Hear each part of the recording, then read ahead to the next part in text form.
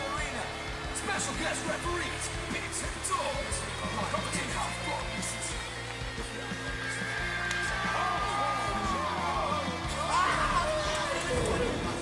He gets hurt from a pep fight.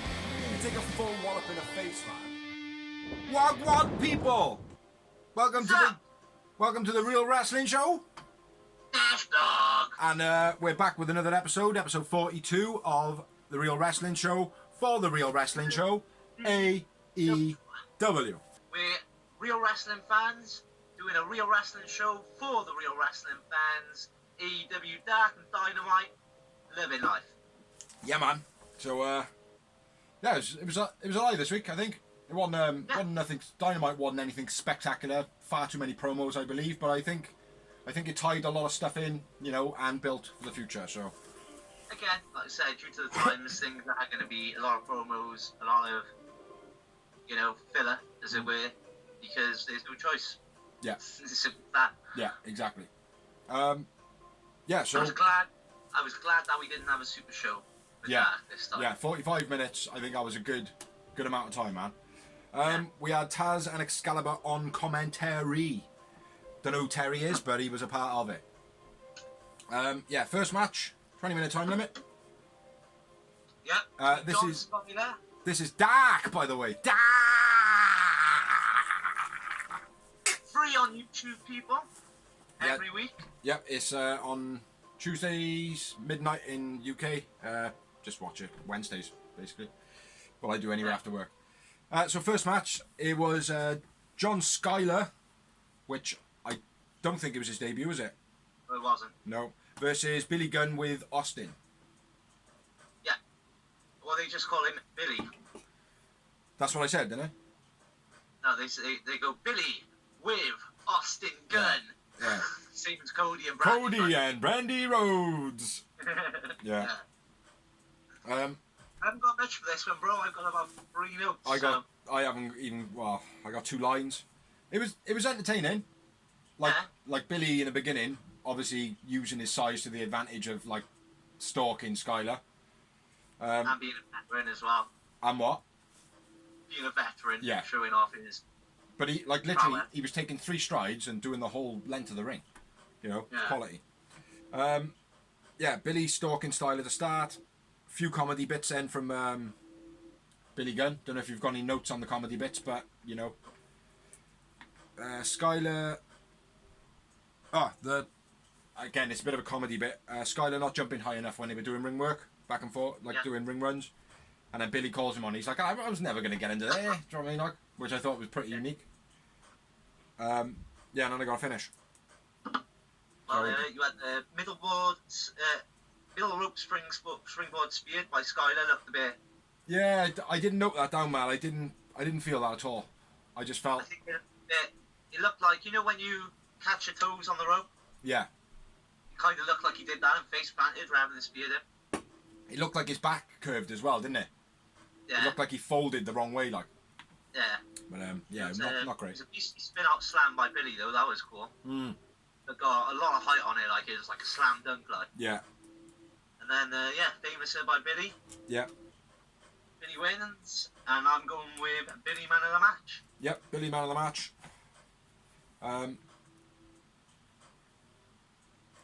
Austin. I've written a little side note. One moment. I had zero. I feel like Austin, although he's been very entertaining during this pandemic, and he's probably been the biggest voice out of everybody in the crowd. Yeah. Do you know what I mean? Which props to him for that. Big up Austin Gunn. But some of his bits are starting to get a bit annoying now.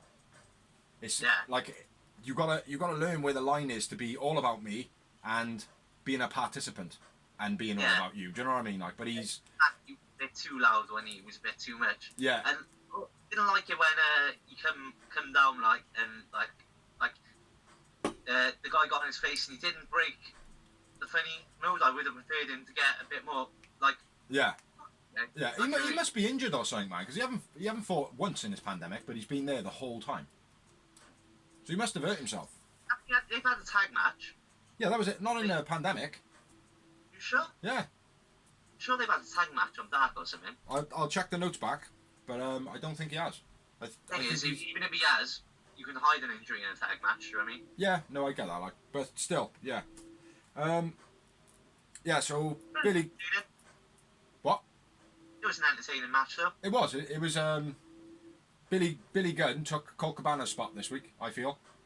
Yeah. Colt Cabana in Dark has been schooling and being fun and playful and all that, and Billy is another character that pulls it off perfect, like.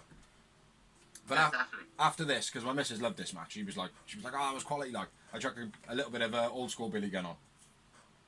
And I don't remember it, right? But I come across he was fighting The Rock. Yeah. What the fuck were they making him wear, man, with a thong and see-through shorts? The fuck is that all about? Mate, he looked like Albert bitch. Yeah. But yeah, still very entertaining. Very entertaining. Yeah. Like, I mean, like, and it was the Rock and Billy Gunn's feud, and it was just showing all the times that they fucked each other up. Good. Yeah, if you haven't seen it, come see it on YouTube. Next after that, we had a promo, which we'll put it in because it's part of storyline. Yeah. QT pulls up in a beastie car. A beastie car, mate. Pulls up with Ali, basically Brandy and Dustin are like, what are you doing, man? What's going on? Like, do you know what I mean? Like, what's going on? And then he goes, yeah, I got to do whatever, and he drives off. Yeah. What do you make of it? Thinking Saying the whole thing like it's the whole like, oh, Ali's being a Benny Boiler. Yeah. I think it's a good story. Yeah. The only thing I've got a problem with is it's just started from nothing. Yeah. You know, it's just there was no build up to it. Ali just appeared in the crowd and had a thing for him out of nowhere. Yeah. Just chewing on an apple. I do like the fact they've broken her away from Butcher and Blade, not because I dislike Butcher and Blade, but because I don't think she was being utilised as a character. We all know she's a hell of a talent from what she did in Impact, so... So do you think that she's broken up from Dark Order, from Butcher and the Blade, or do you think... Pretty much said it on commentary, like... Yeah, it don't mean nothing, though.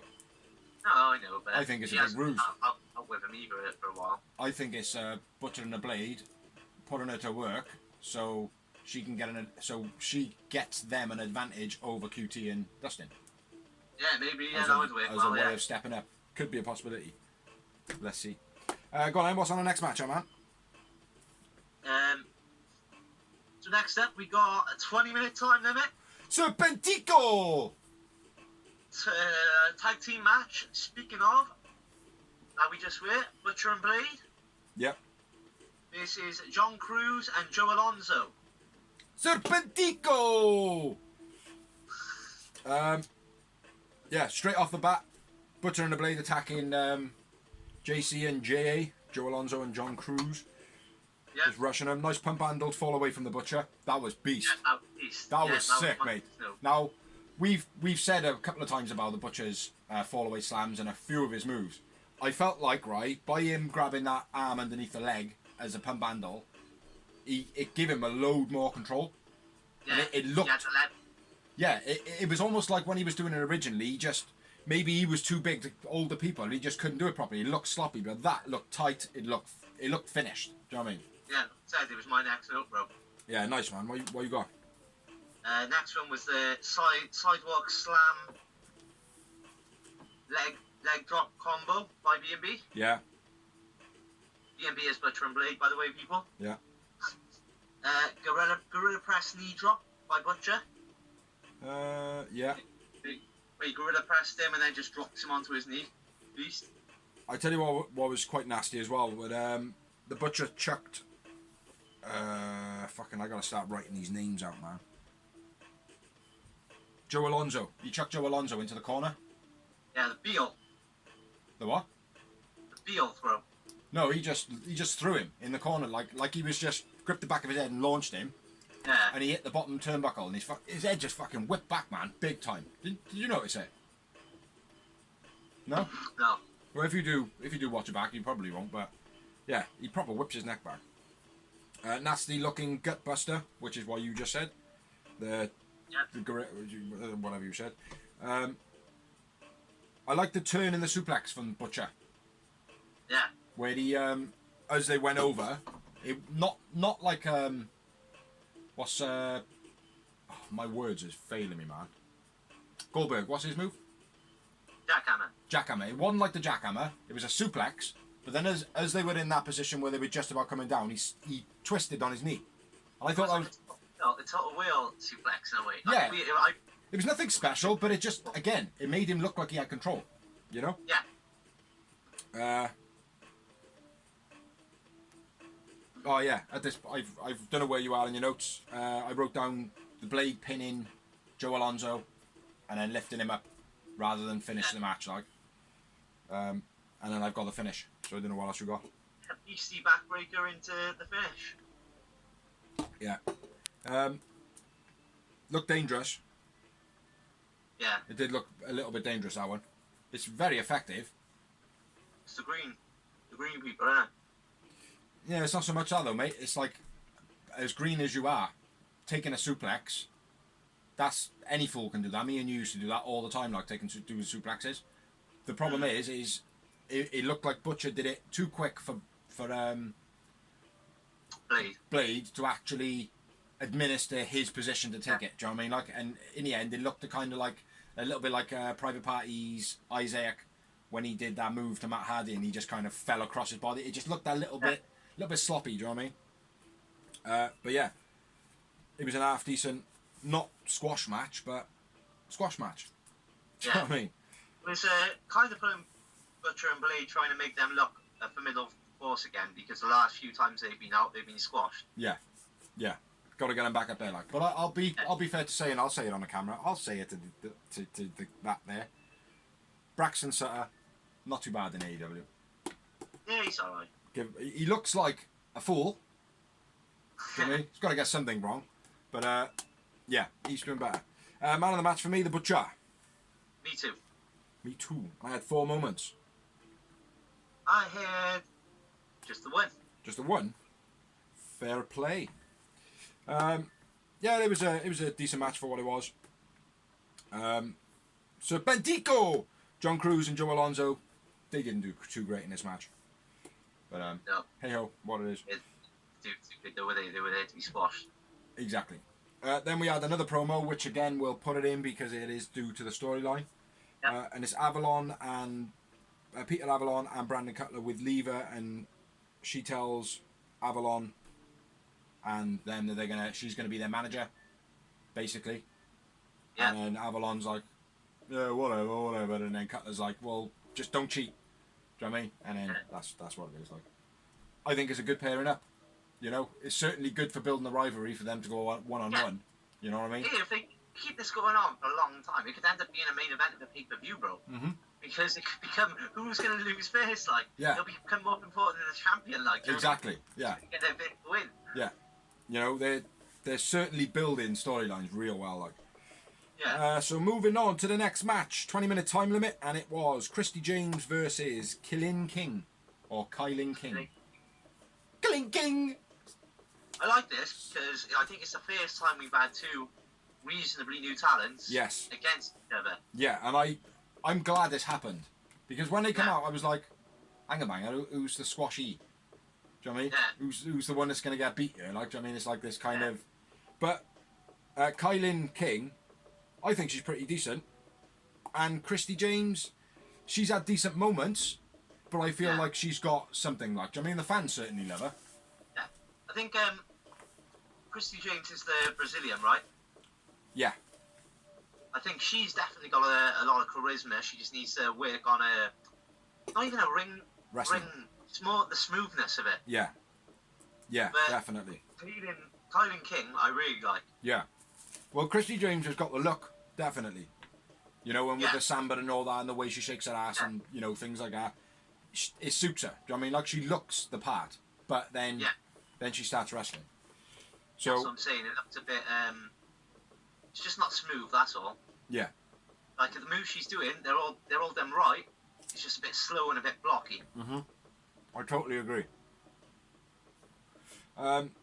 King's shoulder badge was sold a bit shit by Christy James early on in the match.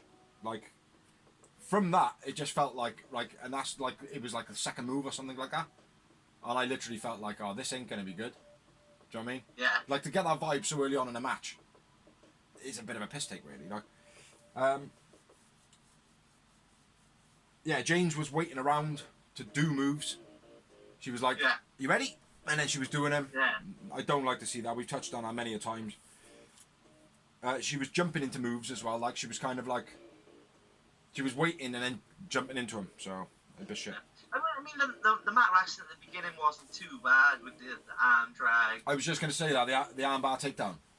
Yeah, into the wrist lock, hip toss, mat wrestling was sick, like. Yeah, there was a couple of unique bits, like. But it was more, for me, it was more Kylan King. You know? Yeah. Controlling it. He did the typical heel move where she stands on the hair and pulls her. So I like it. I'll give her props. She's got psychology. Yeah. Like I said, she's got everything apart from the smoothness in the ring for me. James. Nice release driven by Kylan. Oh, mate. Yeah, it was wicked, mate. That should have been the winner for the match. Yeah. When I was done, and yeah, she shouldn't have kicked out that, James. James hit with a cheap shot in the corner just for the German. Yeah, it's with the German and then slide in for the slide pin by Christy James. So Christy James, winner of the match. By Kylan. You want another finish now? Yeah, go on. Yeah, diving cutter by Kylan. Christy gets a sneaky roll up and a handful of tights. Gets the win. Yeah. Man of the match for me is the same as yours, and that is Kylan King. Aye. And I had two moments. And I had one. Yowie wowie! Yowie bowie wowie! Yeah, I think the main thing to point out in this match, it was nice to see two upcomers fighting each other. You know, one did better than the other, obviously, but again, being on a big screen, fighting somebody that hasn't got all that experience, there's going to be nerves there, do you know what I mean? So, I thought it was a decent match for what it was. Mm-hmm. Like I said, Christy James for me just needs a little bit of improvement, as in smoothness in the ring, otherwise she's there. Yeah. Kylan King, I feel, give her a character, or let her expose her character, or her personality a bit more, and she could be a star too. Yeah. She reminds me again. There was someone else I said about this, but she reminds me a bit of Jordan Grace. Jordan Grace, yeah, I was thinking Jordan Grace, or maybe even a Rhea Ripley without the punk. Think of Rhea Ripley without the punk. Oh no, style I'm talking about, not looks or anything like that. Just literally their style, yeah. like, you know. Yeah, Rhea Ripley as well. Then. Yeah. No, I agree. Yeah, half decent match. Next match. Was a 20-minute time limit. 20-minute time. Was EJ Lewis and Big Game Leroy. They're making their debuts? Yep, making a debut. Versus Santana and Ortiz, Proud and Powerful, in a circle. Yeah. Big hits in this match, man. Some big, like Santana and Ortiz. Well, Santana more than Ortiz. But they were pounding them, mate. Pounding them. It's worth noting, these guys were trained by Private Party. What, Santana and Ortiz? No, EJ Lewis and Big Game Leroy. I'm joking. But Santana and Ortiz were the ones that broke in Private Party, which they mentioned a lot on commentary, so it was like... Ah, so it's down to them, right then. Fucking... Proud and Powerful. You need to sort your bitches out. Get those boys a pimp! Yeah, Santana knocking the switch out. What? Yeah, switch out of his hand. Stomps it out of his hand. Oh, yeah, switch. Yeah, my bad. Out of BGL. Big Game Leroy.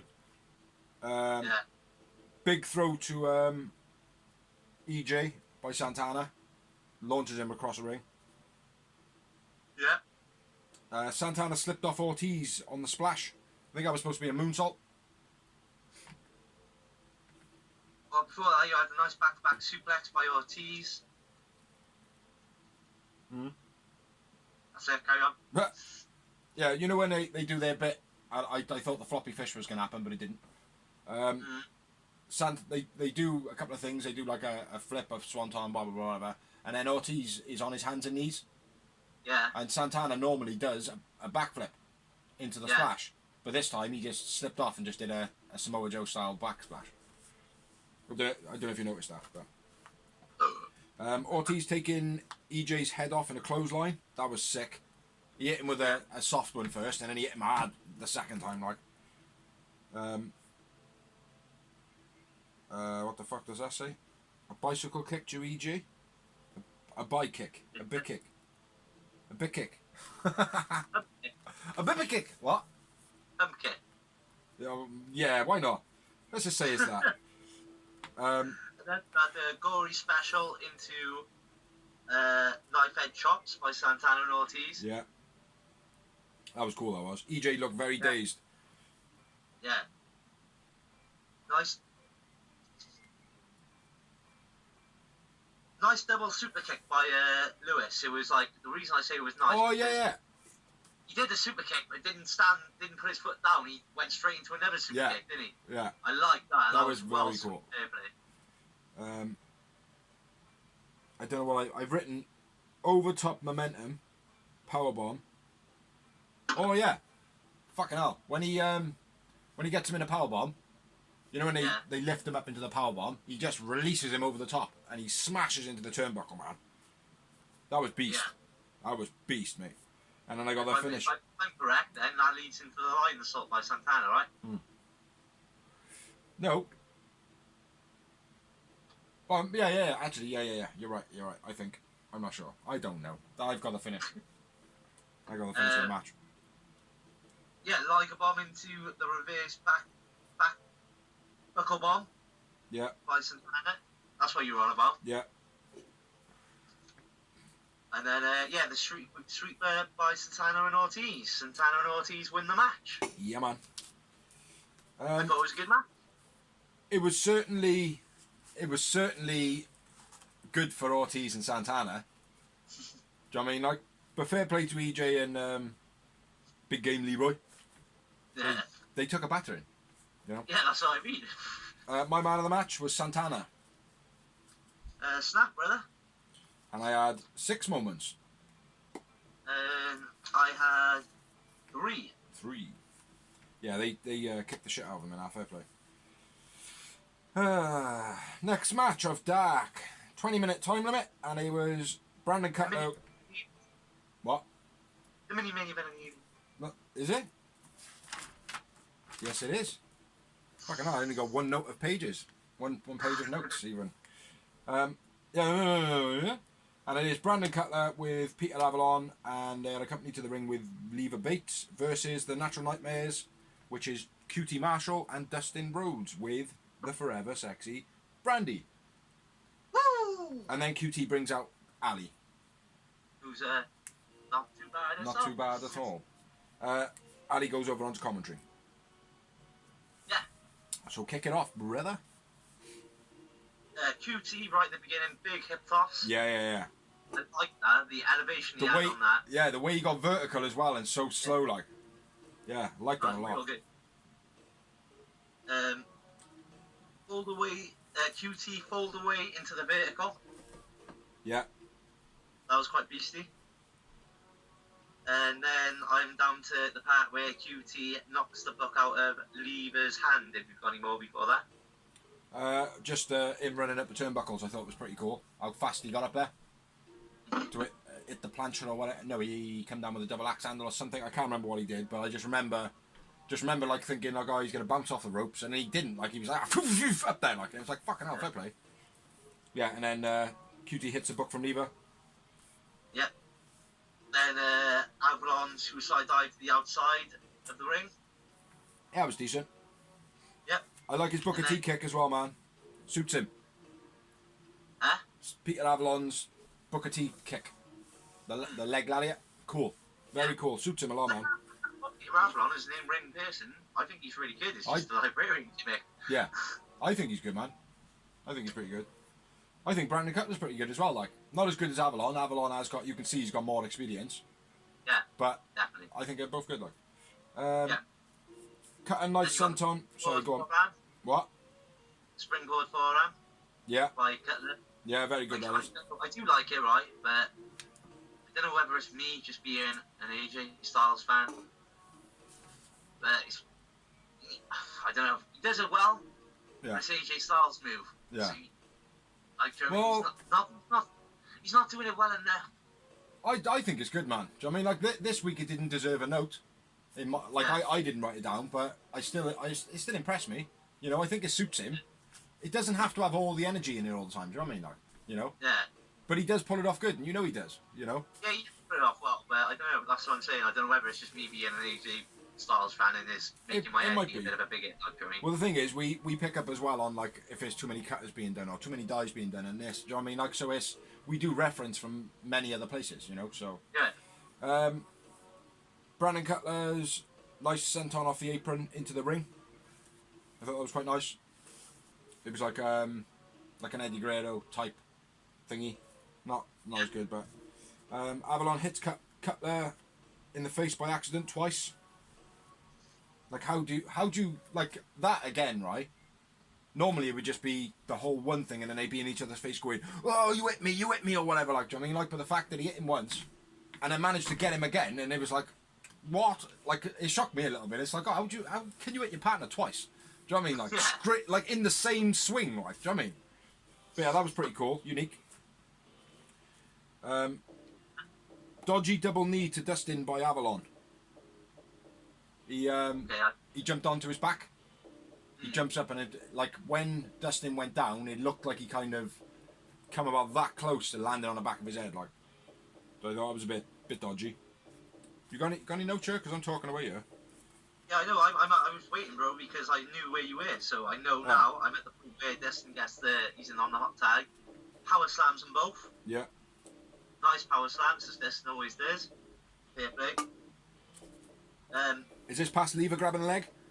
No, that's my next part. Lever grabs onto Dustin's ankle. Yeah. We all know this when big beastie guy drags her in by the ankle because it's believable. I've done it to my daughter.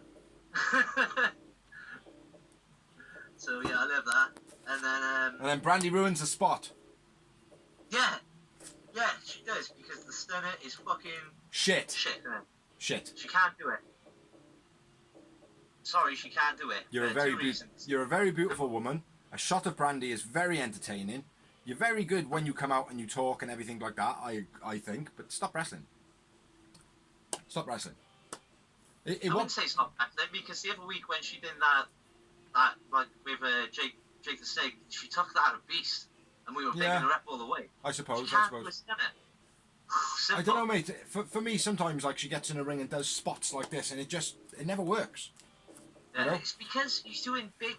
Like I said, if you're gonna do a stunner, it has to be a stunner. Yeah. You gotta like practice it. Fuck off. Yeah. And the problem is she hasn't got the figure for it. She looks too petite. But at least it wasn't a cutter. Yeah. But to be honest, but these are one of the few moments she should have done a cutter. It would look better. Yeah. Definitely. Then we have the Dustin Destroyer, and then the Red Delicious bunk name, the Diamond Cutter. Red into the Red Delicious QT Cutter. The Diamond Cutter. Which I haven't put in my notes, but recently DDP did hand it down to him. Yeah. Yeah. I think he did it well. He does do it well. It's just everyone else is doing it. It's the first time I've seen him do it, though, mate. First time I've seen QT do it. But he's been fishing for a few weeks now, bro. Well, the cutter. Yeah, he's done it a few times. Has he? Yeah. You just missed it probably because I was bitching about cutters. Might have been. Yeah. Brandy. Ali was the one that convinced QT to change the name of it and call it the Red Delicious. Yeah. The RD. The RD! Sounds like a gangster. The RD! She did alright on commentary as well, Ali, it's worth noting. Yeah, she did. Being a right obnoxious bitch, which what she was supposed to be like. Who was the man of the match for you? Oh, I went with Dustin and Brandon. one. Brandon, I went with Cutler. Yeah, nice. So yeah. Been pretty on that so far, bro. All the way through, mate. And I had 2 moments in the match. And I had one. Then we had a backstage interview with the Natural Nightmares and Ali. Mm-hmm. Basically where they were like, oh yeah, thanks to Brandy for doing that real shit stunner that helped us win the match. And then we had. Basically QT says, it's all thanks to Ali. We had a bit of leg. We had a bit of leg from Ali. Yeah. Which basically Ali and QT walk off, and Brandon and Dustin sit there like, huh? Yeah. What just happened? But overall, I thought it was pretty good. Yeah. Again, I like the fact it was only 45 minutes. I like the fact that it had a good mix of names. My most important thing, though, I liked was, like I said, the two women. Yeah. That I reasonably knew getting to go at each other. Well, overall of Dark this week, it felt like complete fresh faces. Yeah. You know what I mean? Even though like some of the wrestlers were the same and whatever, it did feel like a complete fresh show. You know, like a new start. So yeah, it was good. These super shows have been great, but they've been 9 matches of a name versus no disrespect to nobody. Yeah, they've got or 8 matches of people versus nobodies, and then a match which is obvious, like Peter Avalon versus Dustin Rhodes. Yeah, we know when like that. You know, Dark is a real good place, as well as the social media platforms like BTE, Sammy G's blog, you know, Twitter, Facebook, whatever, as a good place to start storylines for the main shows. You know. Yeah. Not to focus on it, but just let Dark be another place like BTE, Sammy G's blog, Twitter, just a place to start a beef. You know what I mean? So, yeah. But yeah, it was a good show. And moving on.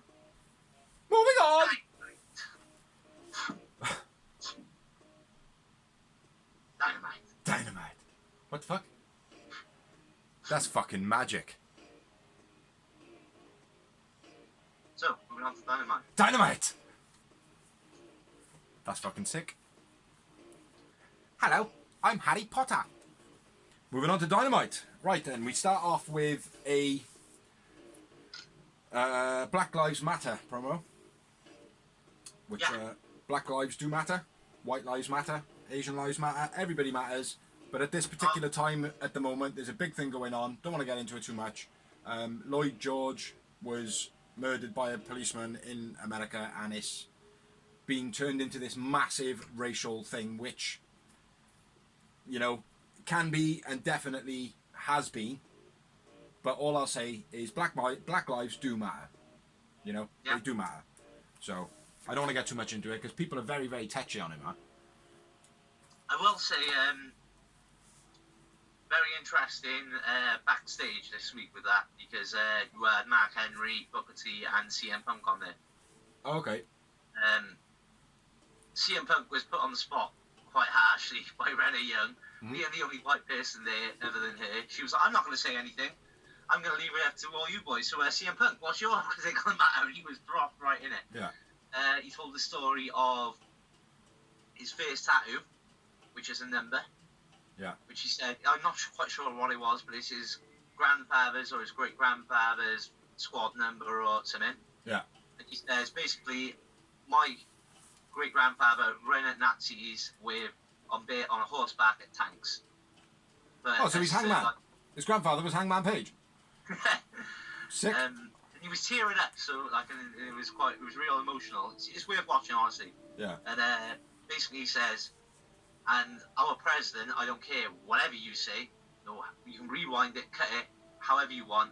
He basically bigs up Nazis, Nazism. Who? It was like, I think, the president. Oh, right, okay. Donald Trump. Yeah. Agent Orange, as I like to call him. Yeah. Basically, it was like, so my grandfather is fighting for all that for all those years ago, and now this has happened, and he's our president, so I think the world has a problem. Yeah. Yeah. So. Yeah, I might have a look at that, man. Right then, let's move on then. Let's get a bit of life into the... Let's get a bit of fucking energy into it. The Sparks of Dynamite. The Sparks of Dynamite. Right, we had the promo, which was a recap of last week. I think the promo had real good energy in it, man. Yeah. Yeah, definitely. Real good energy. Then we had another promo, which was tonight's matches, which we're going to talk about, so we don't need to. And then Britt Baker, it has a little cut to Britt Baker, and she's on Sean Spears' golf buggy. The Rolls Royce. The Rolls Royce, yeah, man. Sick. Rolls spelled ROLE''S as in rolls. Very cool. Last week she had Rolls role model last week in a wheelchair. So spelled ROLL, so very cool. Yeah, and then our first match. It was a tag team AEW Tag Team Championship match. It was a very good match. And it was with Kip Sabian, accompanied by the super sexy Penelope Ford. Oh, yeah. And one of our British boys, Jimmy Havoc, against the tag team champions, Hangman Adam Page. Kip Sabian's and British. Kenny Omega. Kip Sabian's British. Yeah, I know he is. Ah. But he's married to Penelope Ford, so I hate him. Yeah, that's too true. I call him the Super Bad Franchise. They have got an official name. I pick up Kip Sabian. I'm taking a piss. He's awesome as well. Yeah, he is British. Yeah. It's just the way you said it. I thought you forgot. Like, I did. yeah. So it was a Super Bad Franchise versus Man That Hangs and Omega. Hangman for you retards out there. Oh no, I said retards. Right in the beginning, Havoc and Omega kind of collide during the leapfrog dive. Mm. They kind of fucked that up a bit. Yeah. My first note is Ford grabs Kenny's leg because it was just good to watch. Do you know what I mean? Like in the beginning, it just had a lot of energy, a lot of power. Like, do you know what I mean? Like, but the first note in the match, or noticeable thing, was Ford grabbing Kenny's leg. And, Kenny spinning vertical suplex. That was wicked. That was cool as fuck. Okay. Yeah, that was real nice. I like that. Big shots by Hangman. Not too sure who. Oh, it was when he had his hot tag. He come in and started... Hangman double chops on Havoc. The double team slaps. Yeah. Yeah, that was very cool. Suits him. It's like two cowboys just teaching someone a lesson. Like, I mean, fucking have that, you little bastard. Or like a parent teaching their kid who's just fucking, disobedient all the time. Oh, you little fucker, have that, fucking have that. Do you know what I mean? That was very cool. Yeah. Double fallaway slam to Kip Sabian. That was very cool as well. Mm-hmm. And another thing that suits him very well, like, do you know what I mean? Yeah, and then my next thing is Ford goes for the Hurricanrana. The Lita Rana. And Hangman catches her. And, and the ref... He was going to kind of powerbomb her at first, wasn't he? And he was like, I don't know what to do. The ref's like, let her go. Let her go. And he just does that and she just falls off. It was very funny. That's what I would do, see? If it was me. And then the ref gives it all. Get out of here! So Ford was ejected from the... Yeah. Havoc used a wrench on Hangman and Kenny while the ref's backs turn. Spanner. We call it spanner in the UK. Spanner uses a spanner. Or a monkey wrench. Or a monkey wrench, same thing. Very stiff shot to Hangman to Kip by Hangman on the apron. Yeah. When I think he hit him the first time, and then he come at him and he looked like he proper clobbed him, man. Clobbered, walloped.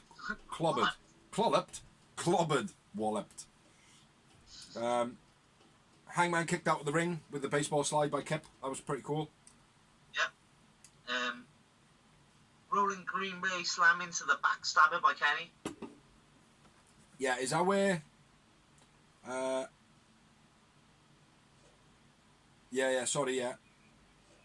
I got slapping... Rolling Green Bay slam is like a front flipping DVD. Yeah. Anderson's. Yeah, I got something just before that. The stand-in Hurricanrana by Omega to Kip Sabian, very sloppy. The second one was sick. The first one was very sloppy. But yeah, then he was into the backstabber off the corner by Omega, and then I got awesome run of moves then, which I think you were just about to talk about. Well, yeah, the rolling Green Bay slam into the backstabber by Kenny, that was beast. Yeah. There was a few others after that, but then it went into Havoc gets a fold-away slam by Hangman.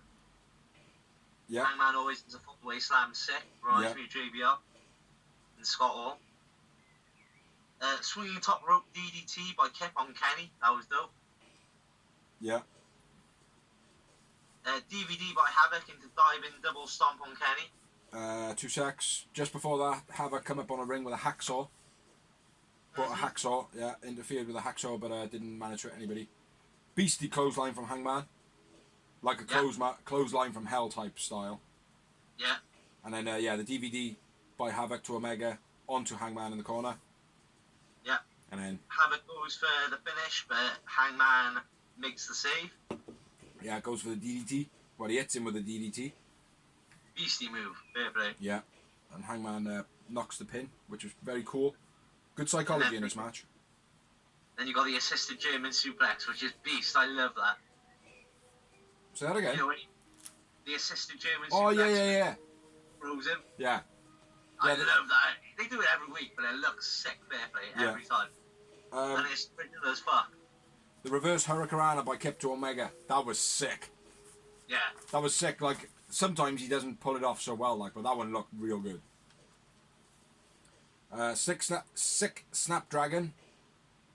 And then a Beastie V trigger. Yeah. Beastie V trigger. And then powerbomb into the knee by Champ. Jam. Psst. Psst. Yeah, the last call, they call it. Yeah. I thought it was a brilliant match. Like, the notes that I wrote on it, I know didn't do probably, like... match justice. Yeah, probably not, like, do you know what I mean? Like, but... In a way, like it's hard to describe because there's a lot of it which isn't worth writing down, but it's worth watching. Definitely. Well, for me, last week when I watched Dynamite and Dark, I felt a bit disconnected. Yeah. I felt like, not like I wasn't enjoying it, because like Dynamite, I can't wait to watch, do you know what I mean? Like, but I just felt, I was watching, I was just like, I just can't concentrate, like, do you know what I mean? So this week I just felt like, right, I'm not going to make that many notes. Yeah. You know, I'm just going to kind of watch the show and enjoy it, like, do you know what I mean? Like, but... Yeah, I'm just saying. The man that hangs and Omega keep their titles. Omega man of the match. Yeah. For me. Hangman for me. Hangman. Hangman. Oh, Hangman. And I had 8 moments. Half that son bitch, and I had 4. Always half. Always half. If not the same. Or a different number. Brilliant match. Then we moved on to a promo, which was on my end. I had unrestricted advertisement. Yep. Nope. But unrestricted anyway. Basically saying about what's the blogs. Then they are great. They are great. Tully shouting at Spears then. Yeah. Basically saying if you want to be good, you got 10 seconds in your heart. 10 seconds in your heart. God damn it. Then you gotta wear a black glove. Yeah, and then you gotta go hee hee with the old Michael Jackson glove. But I think it suits him. I think, right, and I know this sounds stupid, it's just a glove. Yeah. But like anything else, like having a belt over your shoulder or having a funky haircut, it's a good prop for him. Or a scarf. I think it's going to be a brilliant prop for him. Yeah. I think it'll suit him really well. I think it'll be a loaded glove though. Maybe. That's what the missus said. She said, oh, it's got to be like a knuckle duster in there or something like that. But anyway. Some way of doing it like. There is a longer version of it on YouTube if you haven't seen the full version. Basically starts off saying about like, oh, my legacy is this, blah, blah, blah. And I come out and I see my face on your crotch. And he's like, that ain't going to be my legacy. And then he starts shouting at him like. Okay. And then it cuts to them two in a car. Tully gives him a fingerless mitt. And then we had another promo after that, which was another recap of last week. Was it? I thought it was. Yeah, it was. It was Cage bashing up Lee Johnson. Yeah. Yeah. Which then moved into a squash match, which was between Brian Cage and the guy that he started smashing until I recognised that it was Sean Dean. Yeah, basically, because you didn't have an entrance. It was a 20-minute time limit. Brian Cage versus Sean Dean. Come down with Taz. Entrance. You didn't need an entrance because we didn't need to know his name because we're never going to know his name after this match. Do you want to know my first note? He's a fucking machine. Almost dropped him in the drill claw in the corner.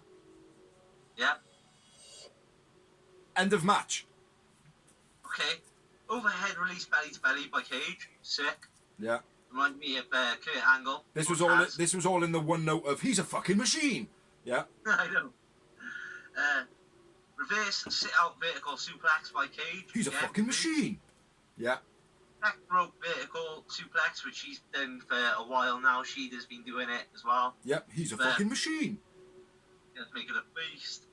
Buckle bomb into drill claw. He's a fucking machine. Cage, machine of the match.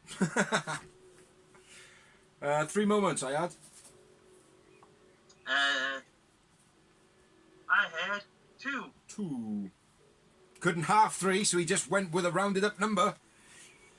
After the match, Taz in ring promo. Yeah, Taz in ring promo. Took offence to Moxley's sniggering during the commentary last week when he was talking to him, trying to tell him about the machine. He was telling him about the machine, and Mox was just laughing. I like the way it went. I like the way Taz said what he said. Yeah, says Mox got to get his head on straight. Yeah, I liked it because it was psychological. Yeah. Because Taz knows Mox acts like that. Yeah. And we know he did. Yeah. But it was still mind games. Yeah. Mox then comes up and does what he does. It was a bit weird, right? Like, Mox did his entrance, blah, blah, blah, gets to the ring, and then Taz, like, kind of stumbles out the line. Think carefully before you get in the ring, boy. Yeah. Like, there was no repercussion from that line. Yeah, that's the problem. Yeah, there was no... Do you know what I mean? Brian Cage didn't retaliate to him basically being bitched on the mic. Yeah. You know, he was like, you be careful what you do before you get in this ring, because there'll be consequences. That's what he was essentially saying.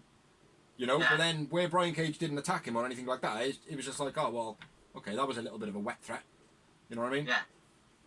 I like it. Other than that little bow, what you just said, I liked it. Yeah, definitely. Me too. It didn't let it down in any way. It was just like, oh, well, come on, man, get your promos right, man. I know you haven't done it for a while. The finicky fans, though, isn't it? Say again. That's more me. I think that's more for the finicky fans, so that me and you like. I mean, the casual wrestling fan, no disrespect to them, wouldn't pick up on that maybe. Yeah, no, of course. Well, this is why we do this, mate. Do you know what I mean? Mox wants Taz and Cage to not mention his name on TV, which I tell you what, right? When I was watching him, now I don't want to say this, but I'm going to because it's what made me think. He reminded me of Triple H. Yeah. Mox did. Like, he put across that, like, that moment. Vehicle reversing! Yeah, it literally, it felt like when Triple H kind of started getting over and he started being a bit more aggressive, it it made me feel like that, like, do you know what I mean? Like, he proper sold himself for me. Yeah. I think it was a weak promo, and I think it was a build-up. Yeah. Mox gets out of the ring, walks away. I've seen a bit of hate online because new guy has just walked in and is going to get the next pay-per-view shot. Yeah. This happened in previous companies like WCW that pointed out, like, well, Hulk Hogan came in, then this person came in. What happened to Sting? What happened to... They all got pushed aside. Well, controversy creates cash. I don't think it is, because I think Brian Cage is a big enough name. Yeah. Because he didn't have a disappointing impact. He didn't have a great impact run, but he didn't have a disappointing impact run. And it's not really like he's a newbie either, because he's been there for what now? 3 months? Do you know what I mean? Like, he was officially signed a while back, like, do you know what I mean? I know that's, that's just a technicality, but still. Yeah. I don't mind it personally, because I think Brian it's not the WWE guy, which doesn't deserve it. Like, this is what people are getting confused with. Like, I mean, like, and I say that, like, when Hulk Hogan went to WCW, he didn't go there because he wanted to make WCW better. He went there because Eric Bischoff went, I've got all this money. What am I going to do with it? I'll have it. Yeah. Exactly. He didn't put talent because he was still the main guy until the company went out of business, or they didn't want him back. Yeah. Like, you know what I mean? Whereas Chris Jericho, for example, is going, there's a pandemic on. I'm still fucking coming, bro. Yeah. I'll commentate if I have to. Yeah. Like, you know what I mean? I'll lose to a nobody. And he's putting the company over rather than himself. Knowing full well that by putting the company over, he puts himself over. That's the way it should be. The same with Brody Lee. I think he's done a phenomenal job since he's been there. Brian Cage, I think, needs to be given a chance. That's all. Oh, definitely, mate. Definitely. So moving on, we had the Unrivaled action figure promo. I don't know if you had that, but yeah, showing Brandy, Moxley, all those guys with the whole action figures. They're pretty cool, except for Brandy's and Phoenix's. Phoenix looks like a match, and Brandy's arms are too big. Excellent. So moving on. Next up, we had the Lance Archer and Jake Roberts promo. Beating someone up. Yeah. Just launching someone into the crowd. That guy was actually in the crowd there on the show. I don't know who it is. It wasn't Serpentico. Because he was... Sean Dean, I think. What, in a mask? No, it was a guy in a red mask. Yeah, it doesn't matter. You can put a mask on anyone. You can, yeah, but all I'm saying, though, the guy with the mask on him was in the crowd. Yeah, it was a bit of a strange promo, man. Like, well, no, I don't think it was. Not strange, it was good. That Jake Roberts looked like he couldn't control him for once. Mm-hmm. Yeah, but the weird of it for me, or strange, not like it looked good. Everything about it was cool. It was cool, but it looked a bit odd. The fact of, well, when did he lose control of the animal? Again, it doesn't seem like Ali just all of a sudden being all over QT. There was no transition. It makes sense because he just lost it. And I think because you don't listen to the commentary, as I do, but I can't. Yeah, I can't absorb it all in, man. I can't write, watch, listen. Tells the story. Yeah. That's what I'm saying to you. It's like rap. Like, I mean, you need to, it's not just the beats, it's the lyrics as well. It's got to intermix. Yeah. And like the way the commentary told it, well, after the loss of, he just lost to Cody. Jake had this super plan with the snake and it backfired. Yeah. Again, like I said, Lance Archer, we all know Lance Archer is a fucking beast. Yeah, he is a beast, man. He is a beast. So moving on, we had another promo. It was a recap of Mark Quinn from his dive last week, and then it was the promo moved on, and it was Private Party at the bar, and then Matt Hardy Extreme version rocked up, and then he starts praising up. He starts praising up Private Party. You remind me of the chemistry I had with MVP. Because it wasn't Team Extreme, you motherfucker. That was bullshit. He compared himself. He was like, I don't even want to say it. It makes me like puke in my mouth a bit. Like, you remind me of the chemistry of me and my brother. That's why I said me and MVP. Matt Hardy, like, he's got a lot of credibility. Like, but what the fuck is he talking about? The fuck is he talking? He's talking shit. But don't talk shit, bro. Don't fucking talk shit. Piss poor party, man. They are not there yet. Matt Hardy leaves the room.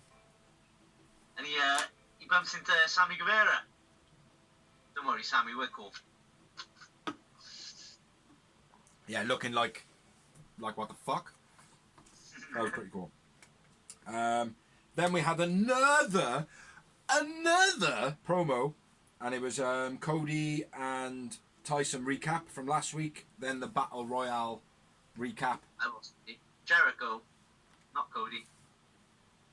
No, it was Cody and it was Cody.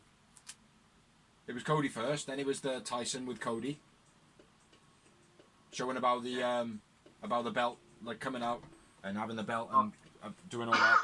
And then it went to the Battle Royale, basically highlighting Cody's work and way to the belt or to the match, and then Jungle Boy's work to the match.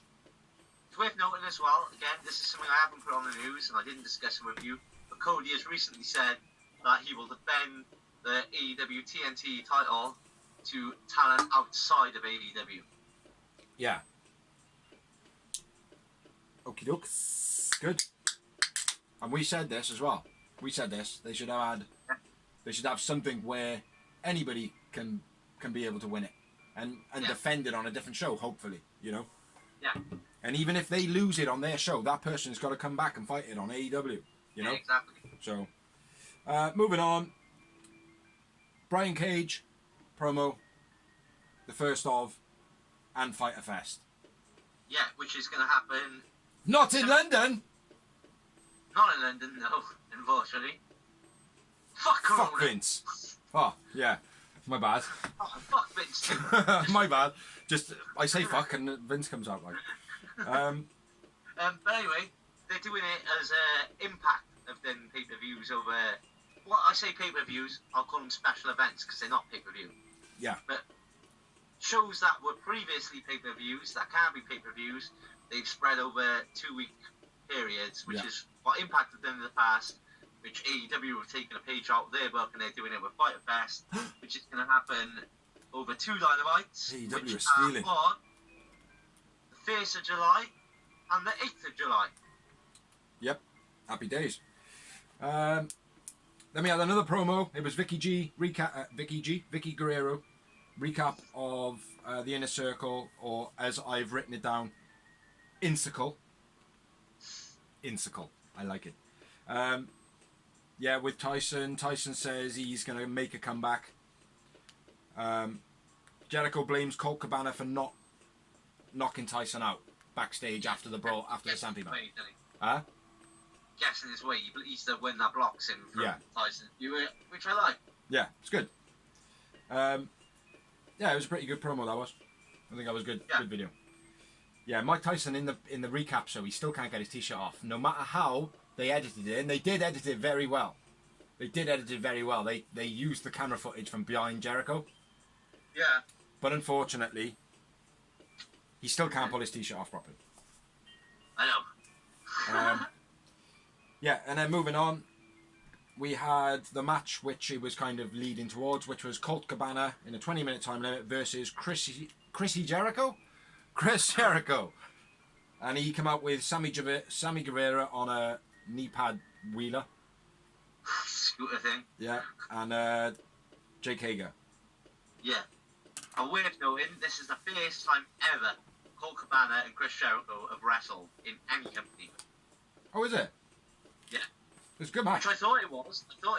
Anyway, just my own knowledge. Yeah. I said it on commentary, so I'm going to say it is. Yeah. Between me and Tony and the guy with the mask, Scalabert, I reckon we got it right. Yeah. No, he was good. He was good. Sammy G ruining Judas. Which Judas is a bag.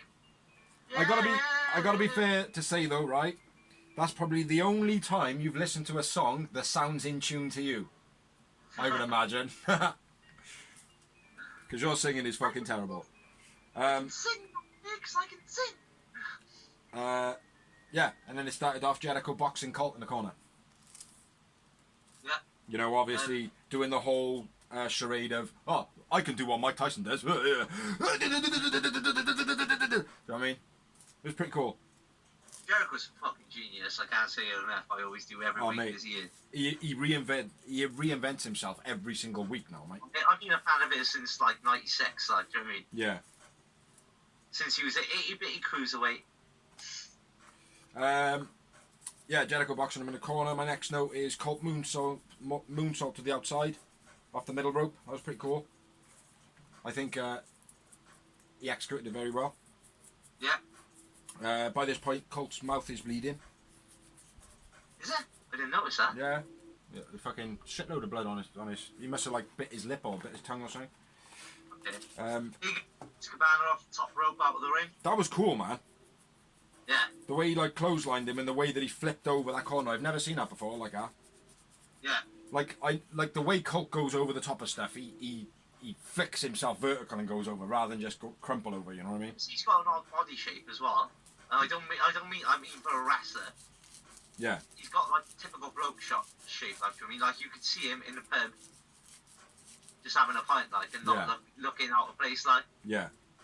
He's got that, like, I don't know, a bit more informed grey though. Yeah. But yeah, anyway. Jericho's bulldog. The running bulldog, but Cabana threw him into the turnbuckle. Yeah, shoves him into the turnbuckle. Yeah, strange. It was very strange though. did look a little bit odd, but it didn't look out of place at the same time. No, it was weird. And the fact that the commentators, see, I do listen to commentary, but the way the commentators did make a bit of a beeline for, they made a thing of it rather than be like, oh, he fucked that up, Jim, Yeah. which I thought that was pretty cool. Colt goes for the Superman pin after Jericho kind of drops his legs, then lifts his legs up, letting Colt think that if he can do the move. That was a bit shit and like waiting for the move type shit. Oh, I'm waiting for it. It was a bit lame for the veterans there. Yeah. I think it was Jericho's fault there though. I do. I agree, but I think as well Cabana could have once Jericho had got his legs in position, Colt going for the Superman pin was fine. That all went back. It all went back in suit then. But it was the fact that Jericho kind of dropped his legs and then raised them up slightly, and it's like, well, why would you do that? You've just been whacked. You wouldn't use energy like that to hold your legs like that. And I know it sounds pedantic and like really pinpointing something, but I think it matters. Pretend he couldn't like. Yeah. I just think it matters. Like, but yeah, he goes for the Superman pin. Jericho turns it into a Boston Crab, which I think was very, very unique. Very unique. Yeah. I love that. Obviously, Colt Cabana gets a rough break on that. Yeah, I did like that a lot, man. And then it went into a sloppy head scissors by Cabana. Yeah. Which I don't... You know me, I don't like knocking wrestlers, but Colt Cabana, it was a real shit one. Yeah. I wouldn't say it was shit. I wouldn't go as far as shit. I would just say... Sloppy. He did, yeah, sloppy it was sloppy. Yeah, because Colt is a very excellent entertainer. And he can normally pull off all of his moves well. Yeah. And we went into the Avalanche Frankensteiner by Cabana, which was sick. Yeah. Yeah, that was very cool. I'm at the finish now, I think. Cabana comes off the top. Well, I got the finish then. Yeah. I think the actual finish was supposed to be, when Colt... I gotta fly, man. When Colt goes up in the corner and he jumps up and he goes, hey! Yeah. I think it was supposed to be that. And then Jericho giving the fucking Judas effect. Yeah. But it looked like he slipped off. Whether or not... I thought it went perfect, mate, from what I seen of it. I felt like he slipped off. Even if it was to happen, even if that was the case and he slipped off, it looked fine. If it was meant to happen, it looked fine. Do you know what I mean? Like, it was just the fact that normally when he'd run up in the corner and do, like, go at that approach, he would normally go up in the air, come back down, you know what I mean? But, it is what it is. So, who is your man of the match? Cabana. And I had 5 moments. Mine was Colt as well. Cabana as well. Yeah. And I went with 2 moments. 2 moments. I had 5. I had a feeling you were going to go for Jericho in this one, but glad you went with Colt. I thought about it because Jericho was very, he was the scientific guy. Yeah. Yeah, I noticed that with all the test tubes and the chronicle flasks and stuff. No, I mean he was when he played the match. He was the controller with the heel moves and but Cabana was very impressive as in a wrestler and entertained as he always does. Yeah. So after the match, Jericho on the mic, telling everyone to shut your ass, shut your asses. Says Tyson is a piece of shit. When he said that, I was like, fucking dick. Do you know, honestly, mate, that's the words that come out of my mouth. Fucking dick. Like, and because it's Tyson. It's Mike Tyson, like, do you know what I mean? Like, he ain't gonna, in WWE, the same shit happens, like, but it's like, he's a real piece of work. Oh!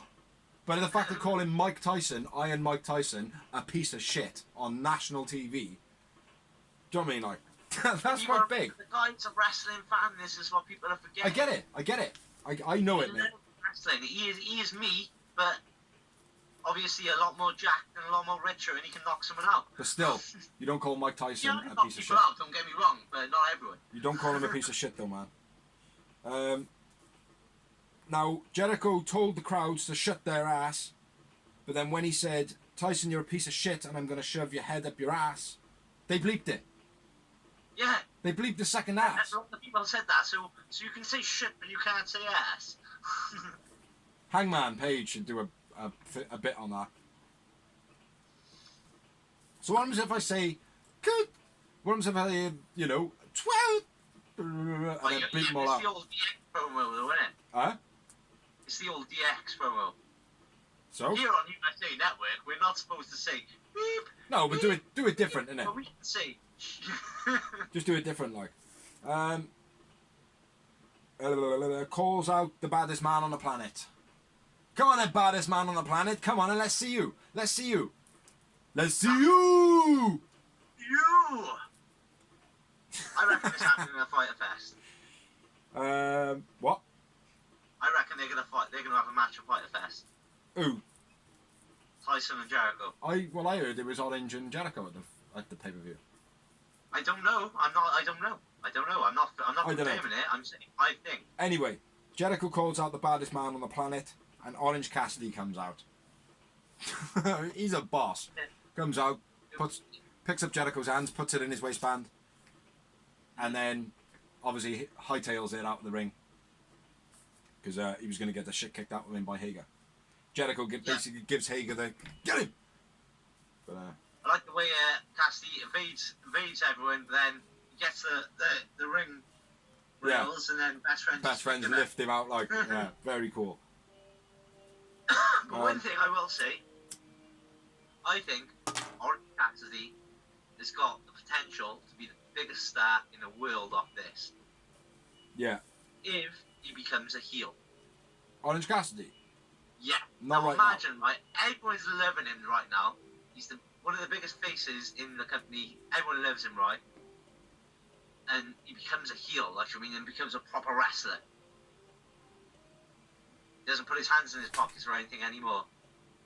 All that stuff, Yeah. His back on Well, the best it'll friend. happen. It'll happen. Fucking fly. I think that's what's going to make him a huge star. Not quite yet. Yeah. Not quite yet. We'll still do the Orange Cassidy best friends things a bit more. Maybe another 6 months. 6 months, and then boom, do it. Yeah. No, I agree, man. It will happen, definitely.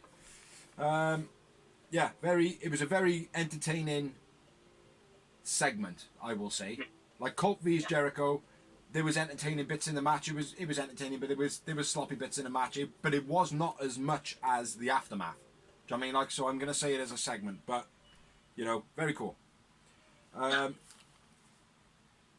So moving on, we had the Britt Baker promo. Yeah. Sick. Absolute sick, mate. Yeah. Her working out in a wheelchair. Mate, awesome. Do you know what I mean? Like having Reba come out and do everything for her, like. Run her back and forth. Yeah. Yeah, like Britt Baker's the one doing the workout, like, and it's Reba pushing her everywhere, like. Yeah, that was cool as fuck, mate. Yeah, no, it was proper cool, man. Proper cool promo. And if you haven't seen it, check it out on YouTube. Very, very funny. Utilising Britt Baker well while she's injured still. Yeah, and so they should, because why would you have someone that's injured off TV? If you're trying to push people... It reminds me of Stone Cold. Even though he broke his neck, he was still on TV. Mm-hmm. For like 9 months straight. Yeah. He didn't do much. He came in, he gave people the finger, a stunner, and then went off. But enough to keep him relevant. Yeah. And like, when someone's injured, like Orange Cassidy didn't fight for ages in the beginning. Didn't do anything in the beginning. He just come out with his hands in his pockets, and people loved him. They fell in love with him. Like, I mean, like, he didn't do anything. There's no difference with Britt Baker. You know what I mean? Like, or any other wrestler, for that instance. As long as you're good. Yeah. So moving on, we are on to the next match, which is a 20-minute time limit, and it's between Swole versus Nyla Rose. Yeah. That big Swole, nice headlock takedown. Yeah, that was yeah. And then she puts an abdominal stretch on Nyla. I know it's a simple move, but she did it real well. Yeah. I liked, hold on 2 seconds before you move on. The side headlock, I liked the fact that she went for it the first time, Nyla blocked it, then Nyla went for a move and then she pulled her down into that. That was pretty cool. And then, Swole abdominal stretch to Nyla. And then, Nyla thrown out the ring. Landed heavy. She bang banged hard on that apron. Yeah. Nyla jumped onto Swole's knees. Oh yeah, when she went for the splash. Yeah. Yeah, Swole's knees were up the whole time. Yeah. Do you know what I mean? Like, she had loads of time. When she was walking towards her, she didn't need to do that move. She could have just been like, ah, I can see your knees up. Do you know what I mean? So, yeah. She very much could have avoided it. Big headbutt by Swole to Kong. Very reminded me of Drew Galloway. Yeah. Sorry, Drew Galloway. What's he called now? Whiny McIntyre. Yeah. But the Glasgow Kiss, it was very, very much that. Yeah. That's exactly what it reminded me of. And then you had the nice cutter by Swole. Springboard second rope cutter. Yeah, that was very cool. I feel. It was.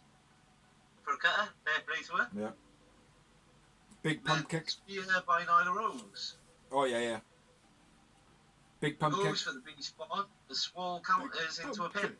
I do want to say big pump kick. What? What? Yeah, big pump kick by Swole. Okay. I just wanted to get that out there. Yeah, and then a big spear by Nyla.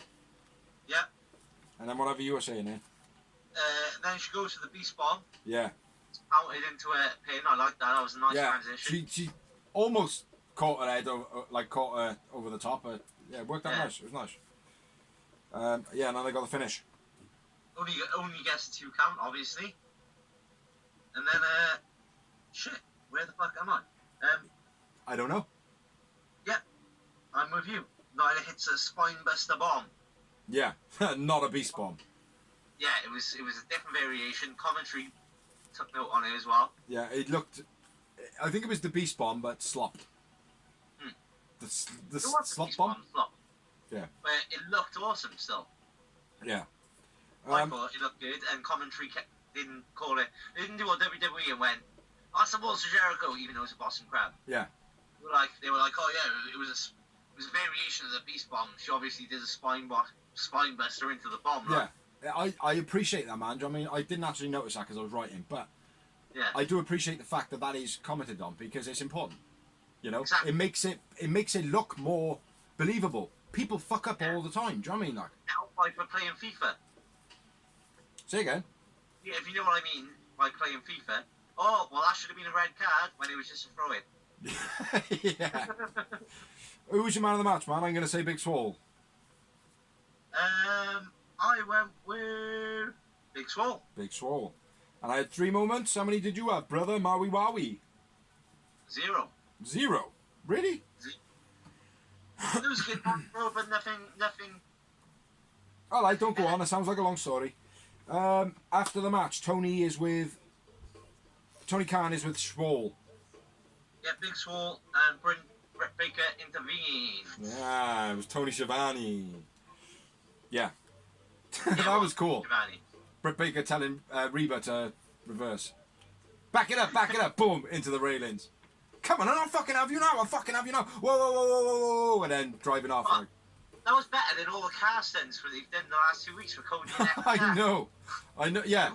Not the go-kart, not the golf buggy ones, the legitimate cars crashing into rails. Yeah.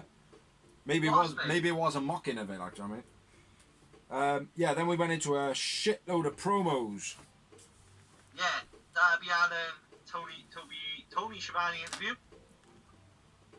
He should forever be called Toby. But go on.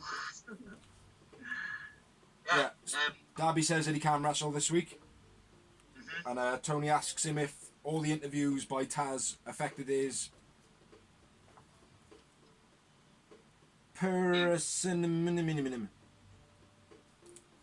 if it affected his performance. Yeah. Performance, yeah. He says life is one big joke, but he'll have the last laugh. Yeah. Which means he's going to cost Brian Cage the title at the pay-per-view. Spoiler! Yeah, you heard it here first. Dorsey predicted it. And I second that. North Corona! Huh? Tony Barney interview with FTR. After an unrestricted advertisement again. Yeah, Okay. but Tony Schiavone with FTR, Fish in the River. Forever the Retards. Oh, I said retards again. Any other names? Any other names? Revival. Fuck the rock. It's for the Revolution, I think they said. For the Revolution. FTV. Fuck the Vince. Fuck Vince. They say that FTR is a way of life. Yeah. And I quite understand what they're saying. Do you know what I mean? Like, it's like, well, it's become a beast of its own. Like, now we're just kind of, well, yeah, we're now going to go against the system. It's just our way of life. You know? Well, that's what I felt. Here's the thing, right? Revival, right? They've always been a beastie tag team. From NXT to WWE, as they do, mismanage them. Mm-hmm. They've also been a student of the game. Now, if you look at, like, I've obviously had the network for a long time. Yeah. Look at their programs like Breaking Ground. Yeah. You watched that, didn't you? Yeah. They're in it from day one, in the backstage every time. Yeah. Picking the matches, learning, picking the matches, learning. Yeah. They are a proper wrestling mind. Yeah. That you want. They come across real well in this, mate. Yeah. Real good. They're a great signing. Honest. They say they want to wrestle everybody that is a name, and they don't mention the Bucks. And then Yes, your boys on your T-shirt as well. Yeah, they say everybody. Yeah, but they say they're not even a tag team. No, they do. Oh yeah, they say, oh, they'll teach them how to tag. Yeah. They say about Hangman and Page not being a real tag team. Yeah, exactly. Hangman and Page, Hangman and Omega. Yeah, basically Tony Schiavone then says, well, why didn't you mention the Bucks? And they say, well, because we want, we don't really care much for the Bucks. They keep doing whatever. We want them to be 100%, and that's why they attack Butcher and the Blade. Blah blah blah. Butcher and the Blade then come out and says, you gotta go through us first. FDR says they're businessmen, which I love that part of it. They're like, oh, whoa, calm down, calm the fuck down. Do you know what I mean? Like, it was nothing personal. We understand that it's personal for you because we attacked you, like, but it was business. You know, if you wanna deal with this, we'll do it in the ring. Do you know what I mean? I appreciate that so much, man, because there needs to be a team like the Acolytes in every wrestling promotion. Exactly. Do you know what I mean? Yes, I said the Acolytes. Four Horsemen, the NWO. We do it for the money. We don't do it for anything else. Yeah. Then moving on to next week's matches. Have I finished there? Yes, I have. You're going to do next week's matches. Yes, I am. I'm going for a leak. Bye! Colt Cabana versus Sammy Guevara. Mac Quen challenges Cody Rhodes for the TNT title. Butcher and Blade versus FTR in their Dynamite debut. Inner Circle versus Orange Cassidy and Best Friends in a 6-man tag. And then John Moxley in action on Dark. They announced it on the show for the first time ever on Dark, but it's not because he's already wrestled on Dark. But John Moxley will be in action this week on Dark, no matter what. And then we moved on to an Alex Marvez interview with Colt Cabana, interrupted by the Dark Order. Basically, Colt Cabana is saying, like, yeah, I've picked up loads of victories, which he has, against lesser, no disrespect, talent. But when it comes to the big names, Jericho, Lance Archer, Cody Rhodes, he's failed. And he needs to start picking up those wins. Dark Order come up with another leaflet, as they did last week during the Battle Royal, offering him a leaflet, and basically offering thing in Dark Order, and he looks at the leaflet and goes, well, it's not really my thing, you know, but the commentary like kind of said it like it is his thing, maybe. So we'll see. Maybe Cabana will join the Dark Order or not. We do not know. Yeah, so after that boring announcement by our announcement guy saying about those things, moving on to the main event of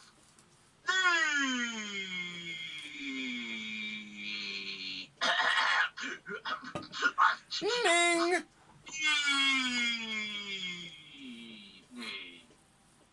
That was a long one. It sounded like you had a bit of a cough during the middle of that. COVID? That guy had a real pop. COVID? COVID-19 or something. We're in 20 though, so I've got the upgraded version. So, the main event of the evening was... my bad, we're not quite there yet, are we? Yeah? Are we? I had Colt with Marvez backstage. Dark Order interrupts saying Brody can help him. Get all that. Shit! So is Cody vs Jungle Boy. Yeah, basically, well, it didn't actually say, but as they always are, it's a 60-minute time limit because it's for a title. So even if commentary doesn't say that, people, that is the rules of AEW. Yep, 100% yo. And it was for the TNT title that Cody recently won. Now, I wanted Jungle Boy to win this. I think everybody did. I really wanted him to win it, and I would have gone 100% along with it if he did. I think the only problem is Cody's only just won it, so he can't. No, I know, that's the only, but the thing is, because it's AEW, I felt like, oh, maybe not. You know? Yeah, it would have done good. If Cody had kept it, it would have done good. If Jungle Boy had won it, it would have done good. Yeah. I don't think they would have seen the faith in Jungle Boy at the moment, though. I think they need that rivalry between Cody and Jungle Boy to last. Do you know what I mean? And I think it will. Well, like I said to you, and I said to the missus, when I watched Jungle Boy versus MJF at the big view, it reminded me of Rocky Maivia versus the Gentleman Hunter Samsi. Yeah. And I say that because I was like, that is the future. Yeah. I'm telling you, in 10 years' time, that's going to be the main event. Now, with WWE, it ended up only being like 5. Yeah. Do you know what I mean? Because they were pushing the young talent at the time. And AEW was doing the same thing. So, trust me, in 5 years' time, it wouldn't surprise me. I look forward to... Sorry, go on. If it was the main event, the world title, MJF versus Jungle Boy, or... I'm looking forward to seeing Jungle Boy's path, mate. Yeah. I am, because, in this match, I was looking at him thinking, why do I like Jungle Boy? Not in a bad way, just thinking, well, what is it about Jungle Boy? It's like, if he didn't wrestle, and he's just walking around not saying fuck all, why do I like him? Do you know what I mean? It's like, without his wrestling ability or anything like that, he's a good wrestler, he's a brilliant wrestler, and he's got a long way to go still, but he's a brilliant wrestler, right? Yeah. But without him wrestling, I still like him. Yeah, but without it's a weird thing, you think about his dad, you know him as an actor, right? You know, I don't know much about his dad. I know what he is and who he is. But you watched 90210 when you were a kid, or you saw of it? No, not really. Okay, I know of it. I knew of it. Yeah, I saw it, and he just seemed like a real likeable guy anyway. He was one of those guys that is just likeable. Yeah. Like Joey on Friends, you just like him. Yeah. No matter what, Yeah. He just seemed like one of those guys. I think Jungle Boy's inherited that, Yeah, he's good though, man. I do look forward to his path, man. But anyway, let's get into the match, brother. Yeah, man.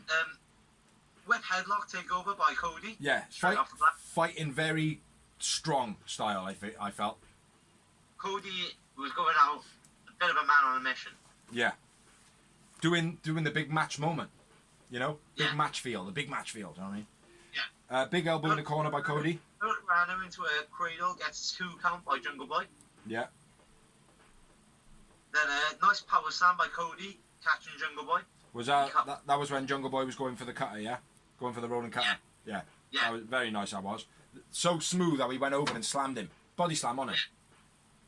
Yeah, they had good chemistry as well, Jungle Boy and Cody. Oh, yeah. Definitely, mate. I agree with that. I agree wholeheartedly. He ran Cody out for waiting moves and stuff like that. Yeah. He obviously got a young buck in. Cody locking in the figure 4. Mm-hmm. Is my next note. I don't know if you've got anything before. No, my next one is the backward top rope springboard DDT by Jungle Boy. So I think you've got a few notes before that, I would expect. Maybe. I'll just touch on the Cody locking in the figure 4. Every week now, Cody takes his belt off and he looks like he's going to whip his opponent. He's doing subtle bad guy things all the time, but he's not a bad guy yet. In this, when a referee counted 1, 2, he got to 4 before he broke the hold, which again could be determined as it's the big match feel, or it could be I'm turning into a bad guy. You know what I mean? Yeah. So take of that as what you will. Cody caught Jungle Boy mid dive, throws him out to the crowd. Is my next one. So I don't know what you just said. You said I might be there, but anyway. This way, Jungle Boy tries Jungle Boy tries to do his triple top rope. Yeah. Mm-hmm. So he tries to do that, and he gets caught on the second one. Cody off the guardrail. Yeah. Then Jungle Boy and MJF get a confrontation at this point, isn't it? Well, no, that's a little bit later. Cody caught Jungle Boy on the second dive out the ring, throws him into the crowd. Billy Gunn and Austin Gunn catch him and whatever. Then it goes on a little bit of tussling on the outside. They move over to the other side of the ring, where Cody chucks Jungle Boy, or Jungle Boy is standing by the brick wall, facing thing, and then Cody runs into him and Jungle Boy moves, and then it goes to the MJF bit, which was good. I liked the MJF bit. It made me feel like, oh, this is a bit exciting. This is like, what's going on here, like? But then... Yeah, it reminded me of that long-term rivalry with The Rock and Triple H. Mm-hmm. I mean, they're 22, 23. Yeah. I mean, let's have these guys come up together. Yeah. Because they're the heel and the good guy. And pushing heads together as well and stuff like that. It was very, very cool. Like, then Cody's bleeding. Yeah, Cody is busting open big time. Any fucking need. His head being slammed into the wall. Any need. No, it wasn't, was it? No. It took away from the match massively. Yeah, and this is something that's happening with Cody matches a little bit, and I'm noticing only in Cody matches, unfortunately. Yeah, Cody is bleeding virtually every single week. Yeah. It's fucking ridiculous. Yeah. I know it's not every week. Jungle Boy doesn't need that. No, Cody didn't need it. As side as it is. Adding colour to the match, mate, didn't do anything. In fact, it took a lot away from the match. Yeah, it makes sense when he's fighting MJF, Lance Archer. Yeah. People, but not Jungle Boy. There was nothing warranted for his head to be split open. I know he was chucked into a wall, and they make it into be this like thing, even though it's covered with an AEW sign or whatever. But it still didn't warrant having your head busted open. It really didn't like. But it just went downhill for men. For me, it just went downhill. I lost a lot of patience with this, mate. Cody Rhodes, his lift delayed suplex was very nice. Very nice indeed, Cody's. But he was playing like he was half concussed. Yeah, that's a lack of blood. Shit, what blood? There was fuck all blood. Do you know what I mean? It was just, for me, mate, it was terrible. He was acting like he was bleeding like Dustin Rhodes was bleeding. Do you know what I mean? It was pussy, man. You know, sorry, man. Carry on, man. Nice bicycle pump kick by Cody. Yeah. Which led to Jungle Boy springing back off the ropes into a beastly clothesline. He took out Cody, fair play. Yeah. It looked good, mate. For a little guy, smacking a big guy, it was beast. Yeah. And then Cody drop kicked Jungle Boy on the top rope. Then a standing vertical superplex. Yeah. That was beastly. Yeah. And then I'm on to the fist fight on the top rope. So I don't know if you've got any more. Same place I'm at, mate. I was just waiting for you to get there. Yeah. Yeah, Cody and Jungle Boy fighting on the top rope. Where did the table come into it? When was that set up? Because It was set up mid-match. Was it? Because for me, there was just a table with a belt on it. During the beef between MJF and Cody getting hit between the wall. Yeah. Ah, okay. I didn't notice that. Yeah, they fall off a top turnbuckle, both of them going through the table. Pretty nice spot. It was a nice spot because they brawled well on top as well. They just went for it. So bam, bam, bam, bam, bam, bam, bam, bam. Yeah, and it didn't look like they fell like choreographed falling. They obviously choreographed doing it, but it didn't look as though it was like planned or anything. They fell. Yeah. They didn't go like and then jump. It was just kind of like they just went. That it looked like Cody took the brunt of it. Yeah, he did. Yeah. Jungle Boy come down on top of him. It looked like he was protecting Jungle Boy. Like. Yeah, I agree. What have I got there? Beastie Crossroads. Oh yes. Sick. What a crossroad. Yeah. Like. It was like Cody got that Jungle Boy was 200 pounds lighter than Natasha. Yeah. Mate, it was a fucking sick one. Like, and all praise to Jungle Boy for it though. Do you know what I mean? Like, because the way he pulled it off made it look like the sickest DDT you will ever see in your life. Yeah. Do you know what I mean? Like, and as well, it's the first time in a while that Cody's pinned someone off one. yeah. Lately he's had to do 2 or 3. Yeah. But it didn't make Jungle Boy look weak either. Yeah. Yeah. That was the finish of the match. Cody Rhodes hitting the crossroads. Man of the match for me was Jungle Boy. Snap. Yeah, I thought it might have been, man. And I had 5 moments. Snap. Nice. It's the only one we've agreed on. Yeah. Yeah, great main event, I thought. It was a good main event, but the blood wasn't needed. Cody made it. The blood, though, it was a great main event, right? It was, yeah. But I gotta keep saying, but mate, that blood took so much out of it. It took so much away from Jungle Boy. Yeah, didn't need it because it was Jungle Boy. But the fact that he was like acting half concussed all the way through, and then at the end everybody come out like it was this massive slobber knocker. Like for a start, it wasn't long enough for it to be a slobber knocker. Think about Cody, You know? right? I feel I gotta stick up for him here because people are ragging him out, right? But he's the only guy, which is the main MVP, which isn't already the world champion. No, I get it, mate. I know. Like, I mean, if you look at his last pay-per-view records, this is the first one he's won in a year. I know, but it's still all about Cody. You know. Even so, right? I'm not saying anything about this match other than the blood. It was not needed. It took away I agree. everybody focusing on that blood took so much away from Jungle Boy and Cody. Like, even though there were still good spots after it, the blood was a distraction. You know what I mean? But if they were going to do the blood spot, they should have done it when they were doing it through the table. Yeah. Well, after the match, everyone comes out. Brandy, Dustin, Cutie, I think, comes out as well. Best friends come out, and Cody and JB have a hug. Jungle Boy have a hug, and then the show ends, and that's the end of Dynamite. That's how Dynamite done. That's Dynamite done. A sparkly Dynamite, which was a very good touch. What do you rate the show? In both of them together. Dynamite. Yeah, what do you rate the shows together?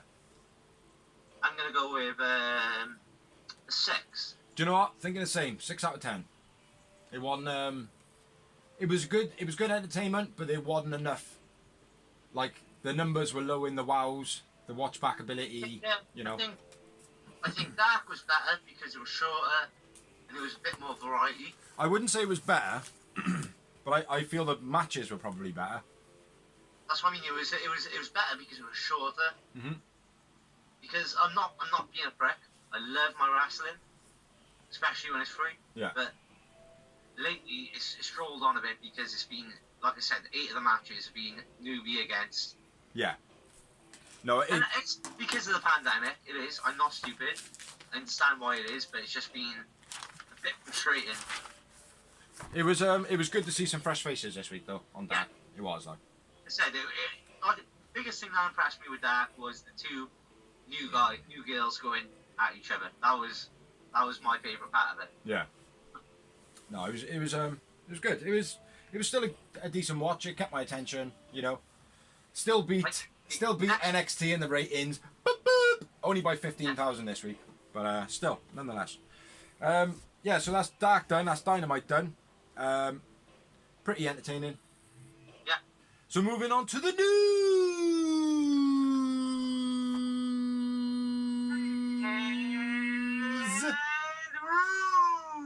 Rumours. Well, I didn't take a big enough breath to do that. Woo! That's like trying to make me do the John Moxley. Might get back to that when we're in this less studio. Right then, I'll let you go first because I think you got more than me. This fly is pissing me off. I got a 2-parter. Okay, so I'm gonna kick it off with a 2-parter. A 2-parter. So, is called up to the main roster, as it were. and he's going to be on SmackDown. And Say that name again. Say that name again. Matt Riddle. Okay. Bro. It didn't catch you because you started off, I said something and it cut off the name. So, go on then. Bro. Matt Riddle. I'm a big fan of Matt Riddle. Big things, I think. Beast. Big future. Hopefully he'll go to the main roster, they'll misuse him, then he'll leave, get disgruntled, go to AEW, a real wrestling company, and then fucking flourish. Yeah, maybe, but they've obviously got big plans for him because they offered Kurt Angle a renewal of his contract after he was released, and their main plan was for him to manage Matt Riddle. He said, I've got a massive respect for Matt Riddle. I think he's going to be a big thing, and I would love to do it. But to be honest, the release from WWE was a blessing in disguise because I am working on my own company, which is called Physically Fit and Nutrition. Even though then he rocked up on NXT as a referee. Yeah, but the reason he did that was because he's still under contract. Yeah, I think it'd be good. I think it'd be good to have that. But again, what they're doing, WWE is copying AEW. Yeah. They're doing exactly what AEW done. It's like... I will say, right, they are copying with the fans, like with the wrestlers and the fans, but they haven't done it on NXT. It's happening on Raw and SmackDown, but it's not happening on NXT for some reason. Yeah, because they think... Because Triple H is not that stupid. He's not that stupid to think, oh, well, if we copy exactly what they're doing, people are going to tune into us. Well, they're not, are they? They're just going to tune into AEW and go, oh, well, you just copied them. Again. Do you know what I mean? Like... Is that your first bit then with your two-parter?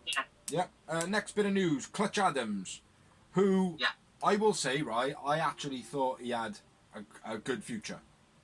Yeah, we didn't rag him out at all, did we? No, he was pretty good. Like he was very flamboyant as a character, which now when we were younger, we used to call each other gay all the time. Oh, shut up, you faggot. And we used to use the word faggot in a derogative way. But it was no more than me and you joking. I know you're not gay. You know I'm not gay. It's not the case of taking the piss out of gay people or anything like that. It's just what you hear as an overall thing. It's not acceptable, but we say things as youngsters. We didn't understand what we were actually saying. Exactly. As young men. But now, in the last 5 years, we have been, as a society, we have been educated well about it. Yes. And so we should have, because we were all ignorant as fuck. Yes, like, definitely. I still, now and again, with my brothers, like, every time I ring my brother, what's happening, gay boy? Every time. But I don't see it as a disrespect to gay people. Do you know what I mean? Like, it's like I'm not afraid for someone to call me gay or anything. I'm not afraid, you know. It's like, oh, every life matters and all. It's like you've got an opinion about everything. Nothing, huh? That's the thing, you're not gay though, so you don't see it as an insult. Exactly, but it's still said as a joke around, but the joke around about, oh, well, what it is frowned upon because there are people that are gay. Yeah. Do you know what I mean? Like, so it is kind of like, but amongst friends and stuff like that, I think that it's acceptable, providing you're not outright trying to insult somebody, right? Now, doing it on Twitter and Facebook and stuff like that, that's a different thing entirely. Yes, but at the same time, let's be fair, this is 7 years ago. Mm-hmm. Correct? He was 19. 19. Now, I'm not being a dickhead. I'm not a racist. I'm not a hater of any sort of form thing. But I've posted stuff online when I was young. Yeah.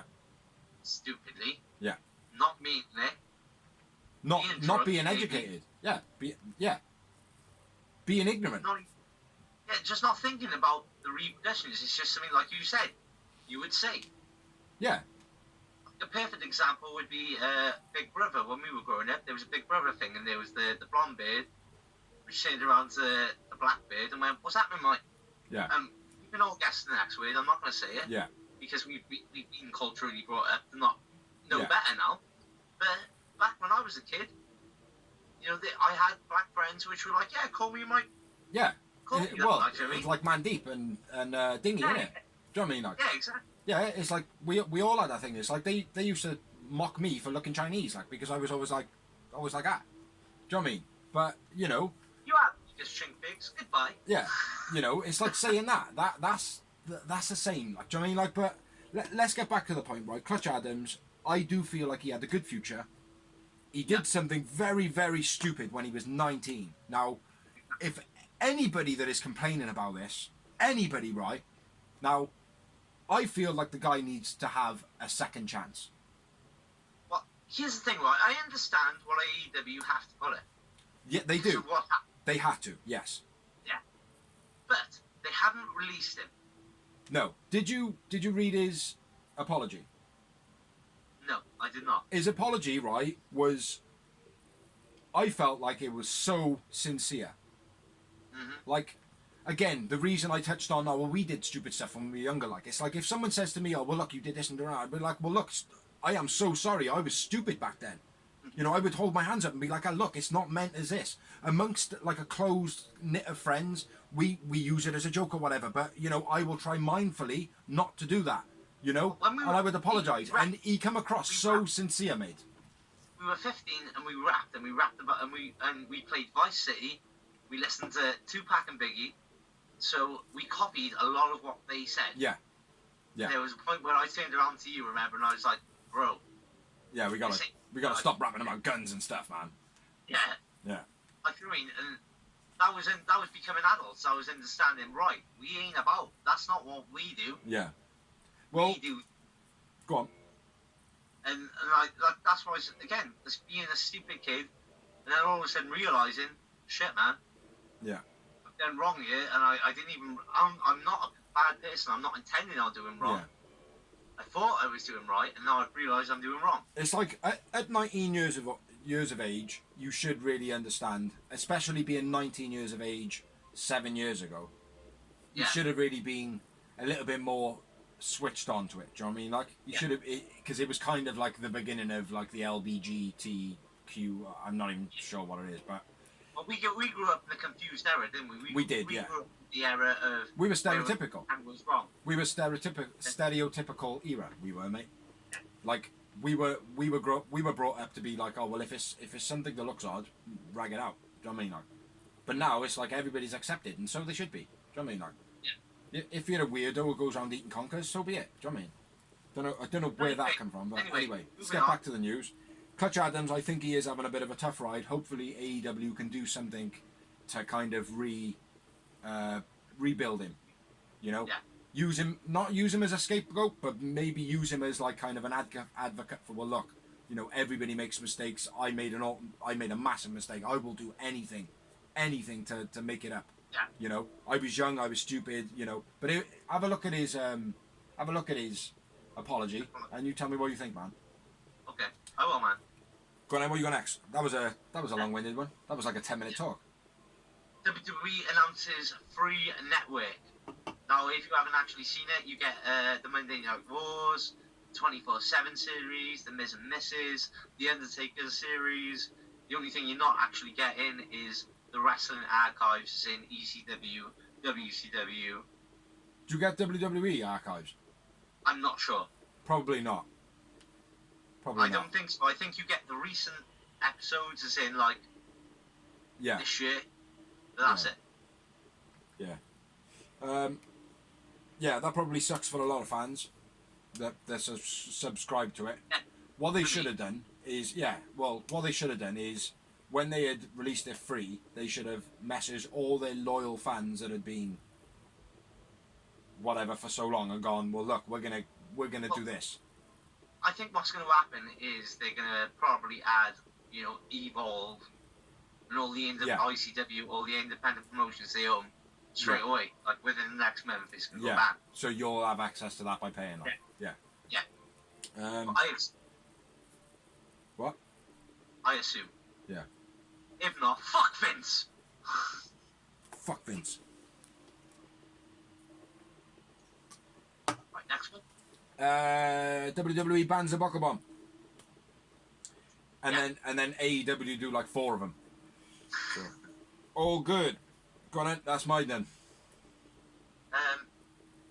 Rob Gronkowski released from WWE. Now, there was 2 reasons for it. Blessed in disguise, he was signed by an NFL team. 2 reasons or 3? You say your 2, I'll add my 3rd. Okay. NFL, because, I know what the 3rd one is. Fuck him. He's a cunt. But NFL have signed him, so he has a football team to go to. But the main reason WWE's about that crappy fall he took at WrestleMania 36 took 5 hours to film because the guy was too pussy to do it. Vince McMahon had to take the fall before he would. That's how bad it was. Vince McMahon, by the way, is a 76-year-old man. This fucking ridiculous. My reason was because he's shit. Yeah, well, yeah. Yeah, that is absolute bullshit, man. Moving on there, next bit of news. WWE use a drunk under the influence storyline for Jeff Hardy. Now, I don't know if Jeff went along with this or who suggested it, whether he said, well, look, we need to be a bit more real life, let's do this. Or whether they said, hey, let's be more real life, we should do this. Now, if they suggested it, they are cunts. From what I've read, and I've read into this a lot, CM Punk meant, again, another reason why you should watch Backstage this week, because CM Punk touches on it, because he did it the first time round. Yeah, go on. When they were storylining each other in WWE, yeah. And he was the one going, I'm drug-free, I'm straight edge, and then he went so on. So who started it? Huh? Who initiated the storyline? The storyline writers. Yeah, cunts. Jack gave it the go-ahead. Yeah, obviously. This is what CM Punk said on Backstage. I'm sure Jack gave it the go-ahead, but sobriety to me is a very important thing, and it is to me as well. Yeah. I understand that. So, you know me, I've been through my... Yeah, they shouldn't be doing it. Substances. And Scott Hall is another perfect example. They did it with WCW and all that. Yeah. They used it as a storyline. It didn't work out well. It always led to him going back to being an addict or a downer or whatever it is. And I think, fuck that. It takes the piss. And I don't care if Jeff Hardy is said, great, we'll do it. He's done it because it's a storyline. And he knows he'll get on TV with it. It's fucking bullshit, though. Yeah. Go on, what are you doing next? Next one up is WWE forces referees and producers to take pay cuts during COVID-19. Most companies are doing it. Yeah, I hope Vince is not sly enough, though, to keep them all low after it all goes back to normal, though. Which he probably will. Next bit of news, Big Dick Johnson, Christopher D. Joseph, was fired from SmackDown, apparently for making comments or acting along with comments at a meeting that they had, like a pre-show rehearsal or something like that, and Vince basically giving the walking orders there and then on the spotlight. Off you fuck. You're fired! I'm not bagging up Vince for this. It depends on what he said and what he did, Yeah, isn't it? it's not a rag out, mate. It's just a bit of news, like, do you know what I mean? Yeah. No, I'm just saying, a lot of people are ragging him out. How could you dare do that? Depends what he said and what he did. Exactly. Like, I mean, I sack people on the spot. Yeah. And I'm not a cunt. Again, you don't know the background of it, like, do you know what I mean? Like, a lot of situations, they get blown out of proportion too quickly because, it is what it is. But at the end of the day, it's happening. Exactly. Yeah. Like I said, bro, you know me. I'm Orange Cassidy, bro. I'm chill as fuck. Yeah. But if you fuck me off to that extent in the kitchen, I will sack you there and then. Bam. Exactly. If you ain't doing it right, then fuck off, like, especially if you're poisoning the team. Exactly. Where you go next, then, Brotherski? Well, it's part of Unrestricted this week. But it was in the news before Unrestricted came out. Darby Allin announces that he doesn't take... Well, he's straight edge. We all knew that. He doesn't take painkillers at all. Not even aspirin. He doesn't take fuck all. Big up to Darby Allin. Like, I am full-heartedly with him. And, like, electrical... Impulse. Not like massive scientist things. You can buy these little things. You can get them in Lloyd's Chemist or Boots or I bought my mother one for Christmas one time or whatever. Yeah. My missus got one for her back. Like, you just put these little pads on. It just says little electric pulses for you just find that or whatever. Yeah, that's cool. That's cool. Right, next bit of news. Mick Foley deletes his Twitter account. I don't know how much information is out on this and the reason why, I would imagine Mick Foley being, right, and I know people think that he's a nutcase or whatever, Mick Foley is not a nutcase. Mick Foley is a very gentle man. So I would imagine with all the negativity that's been going around over the last month or so around wrestling and stuff like that, I would imagine that he's just thought, fuck it, like, I just can't be bothered watching it. Like, there's been a lot of deaths, you know. I don't think he wants to watch it, like, I mean. Yeah, so, exactly. Basically, he's not a negative person. He celebrates Christmas in the summer. Yeah, I think he finds the. It's like I watch a lot of survival programs, man, and I've said this a couple of times. Every time an animal is shot or killed or whatever, mate, right, and I hear the animal scream or whatever, it breaks my heart. I watch the program and I appreciate that they're doing it as a survival thing. Like, they're not just killing animals for mindless whatever, but, do you know what I mean? But it breaks my heart, like, do you know what I mean? Like, so, it's just, you know, it might be that Mick Foley is a very gentle giant, like, do you know what I mean? Yeah. What's your next bit, brother ski? My next part is Alan Anderson, Double A, member of the Four Horsemen, re-signs or extends contract with AEW. AEW! I think that's good. You know, hopefully he doesn't have too much of an on-screen participation. No, I think his on-screen participation has been quite well at the moment. Yeah, it's been done sporadic, and I think it should be kept the same. Like, you know, every now and again coming on, like, you know. But that's good. That's good. His mind for wrestling backstage is what people are getting, like. Yeah, exactly. The experience. Fucking genius. Fit Finley. That's what we want. We want Fit Finley, man.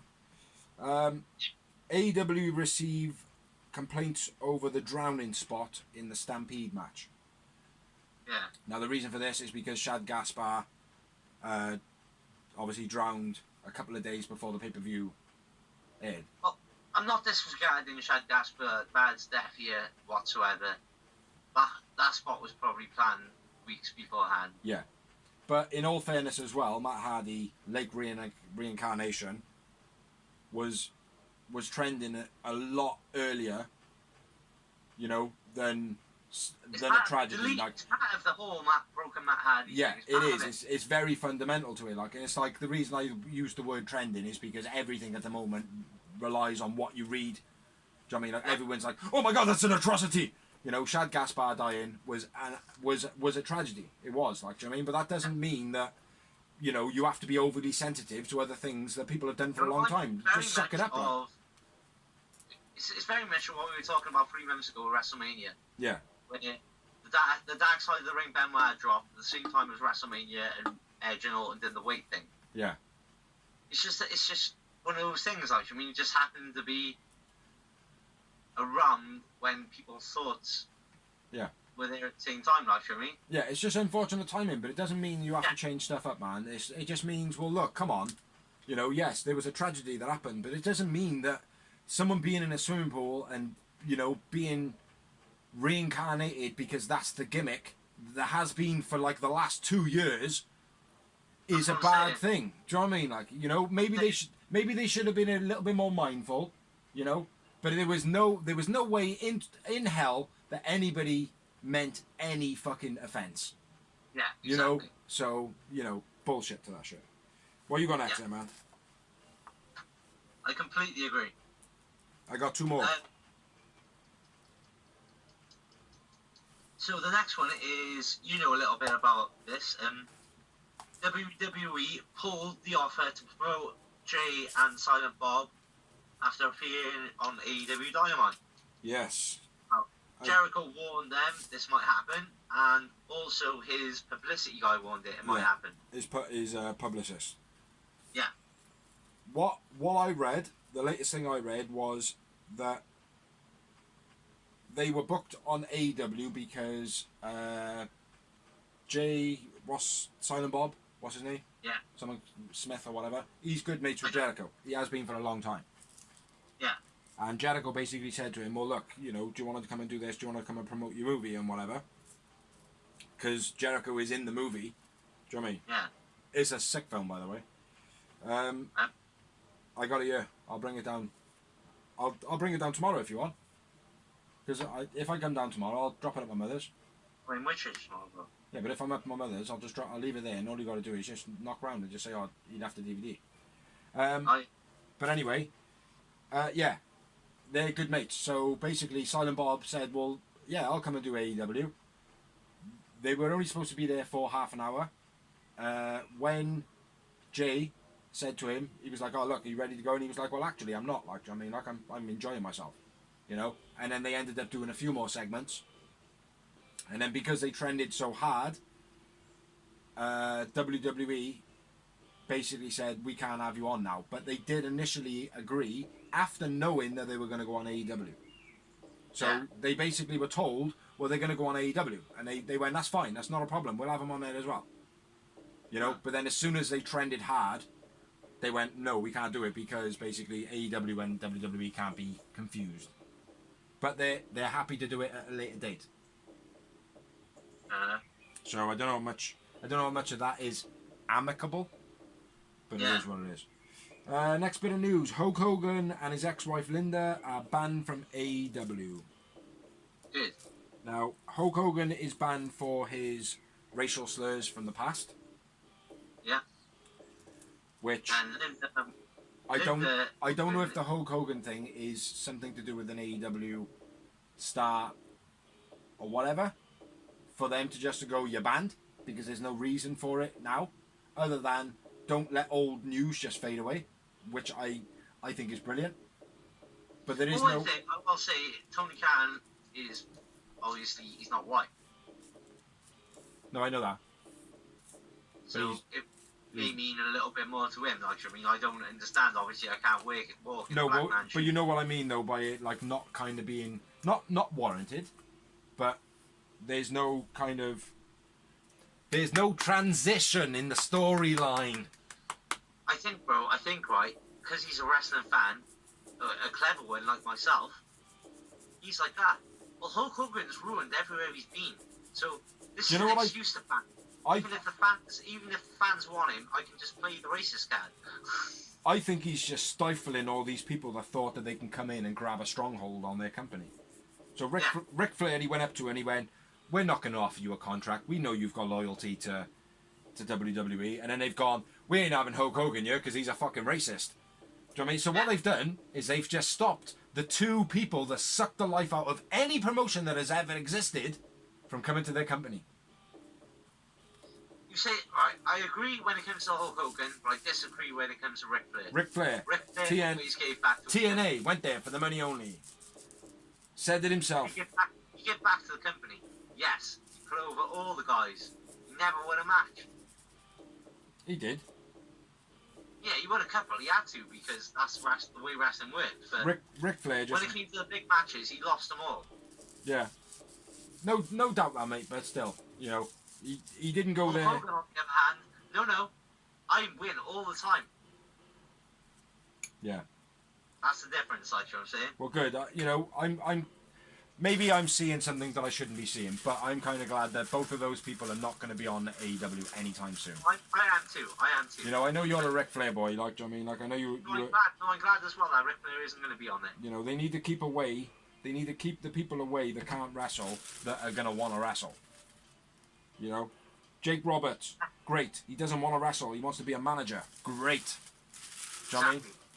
Great. Ann Anderson wants to be a manager, coach. Yes, he wants to do a few spots because he can still kind of do it, but he doesn't want to wrestle. You know, great. No, tell me that. No, I'm with you, bro. Exactly. Yeah, I know. What we got next, then, brother? Matt Riddle can only come in if they can sell gold. Like Kurt Angle can come in. Fair enough. For one off, maybe. Yeah. But anyway, go on. What you got next? My next one is my last bit of news. Oh, I got one after this. This is two-parter again. Drake Maverick re-signs with WWE. He done it after his match on NXT on the recent tapings, which you wouldn't have seen because you were watching Dynamite. Yep. And they have offered all their recently released talents. Dozy was watching NXT. Contract. What's that? And they have offered all the people they have recently released, as in the same time for Trey with Drake Maverick, reduced budget contracts.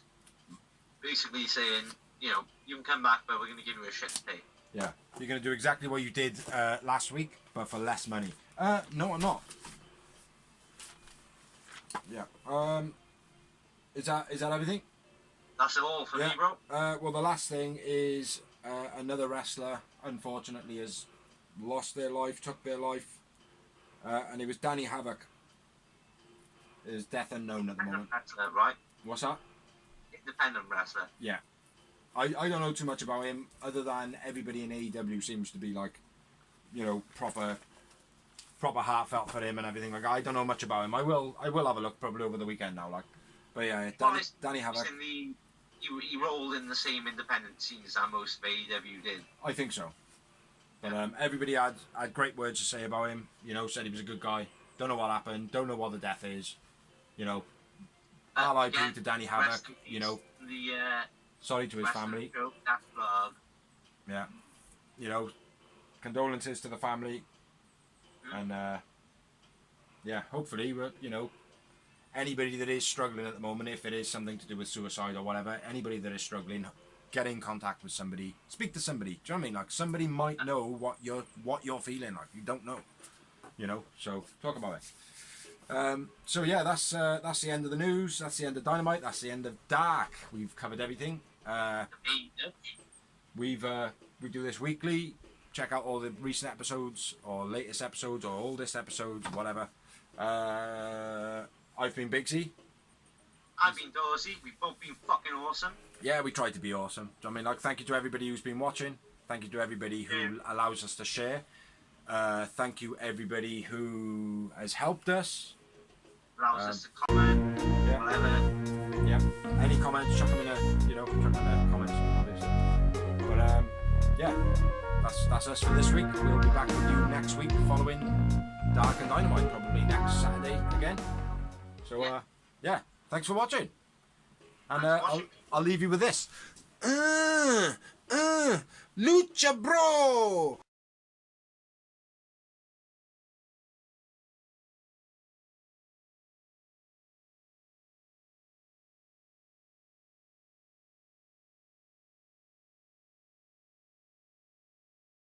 Hello there! Hi there, buddy! Hey, Dan. All right. Alright, Pat!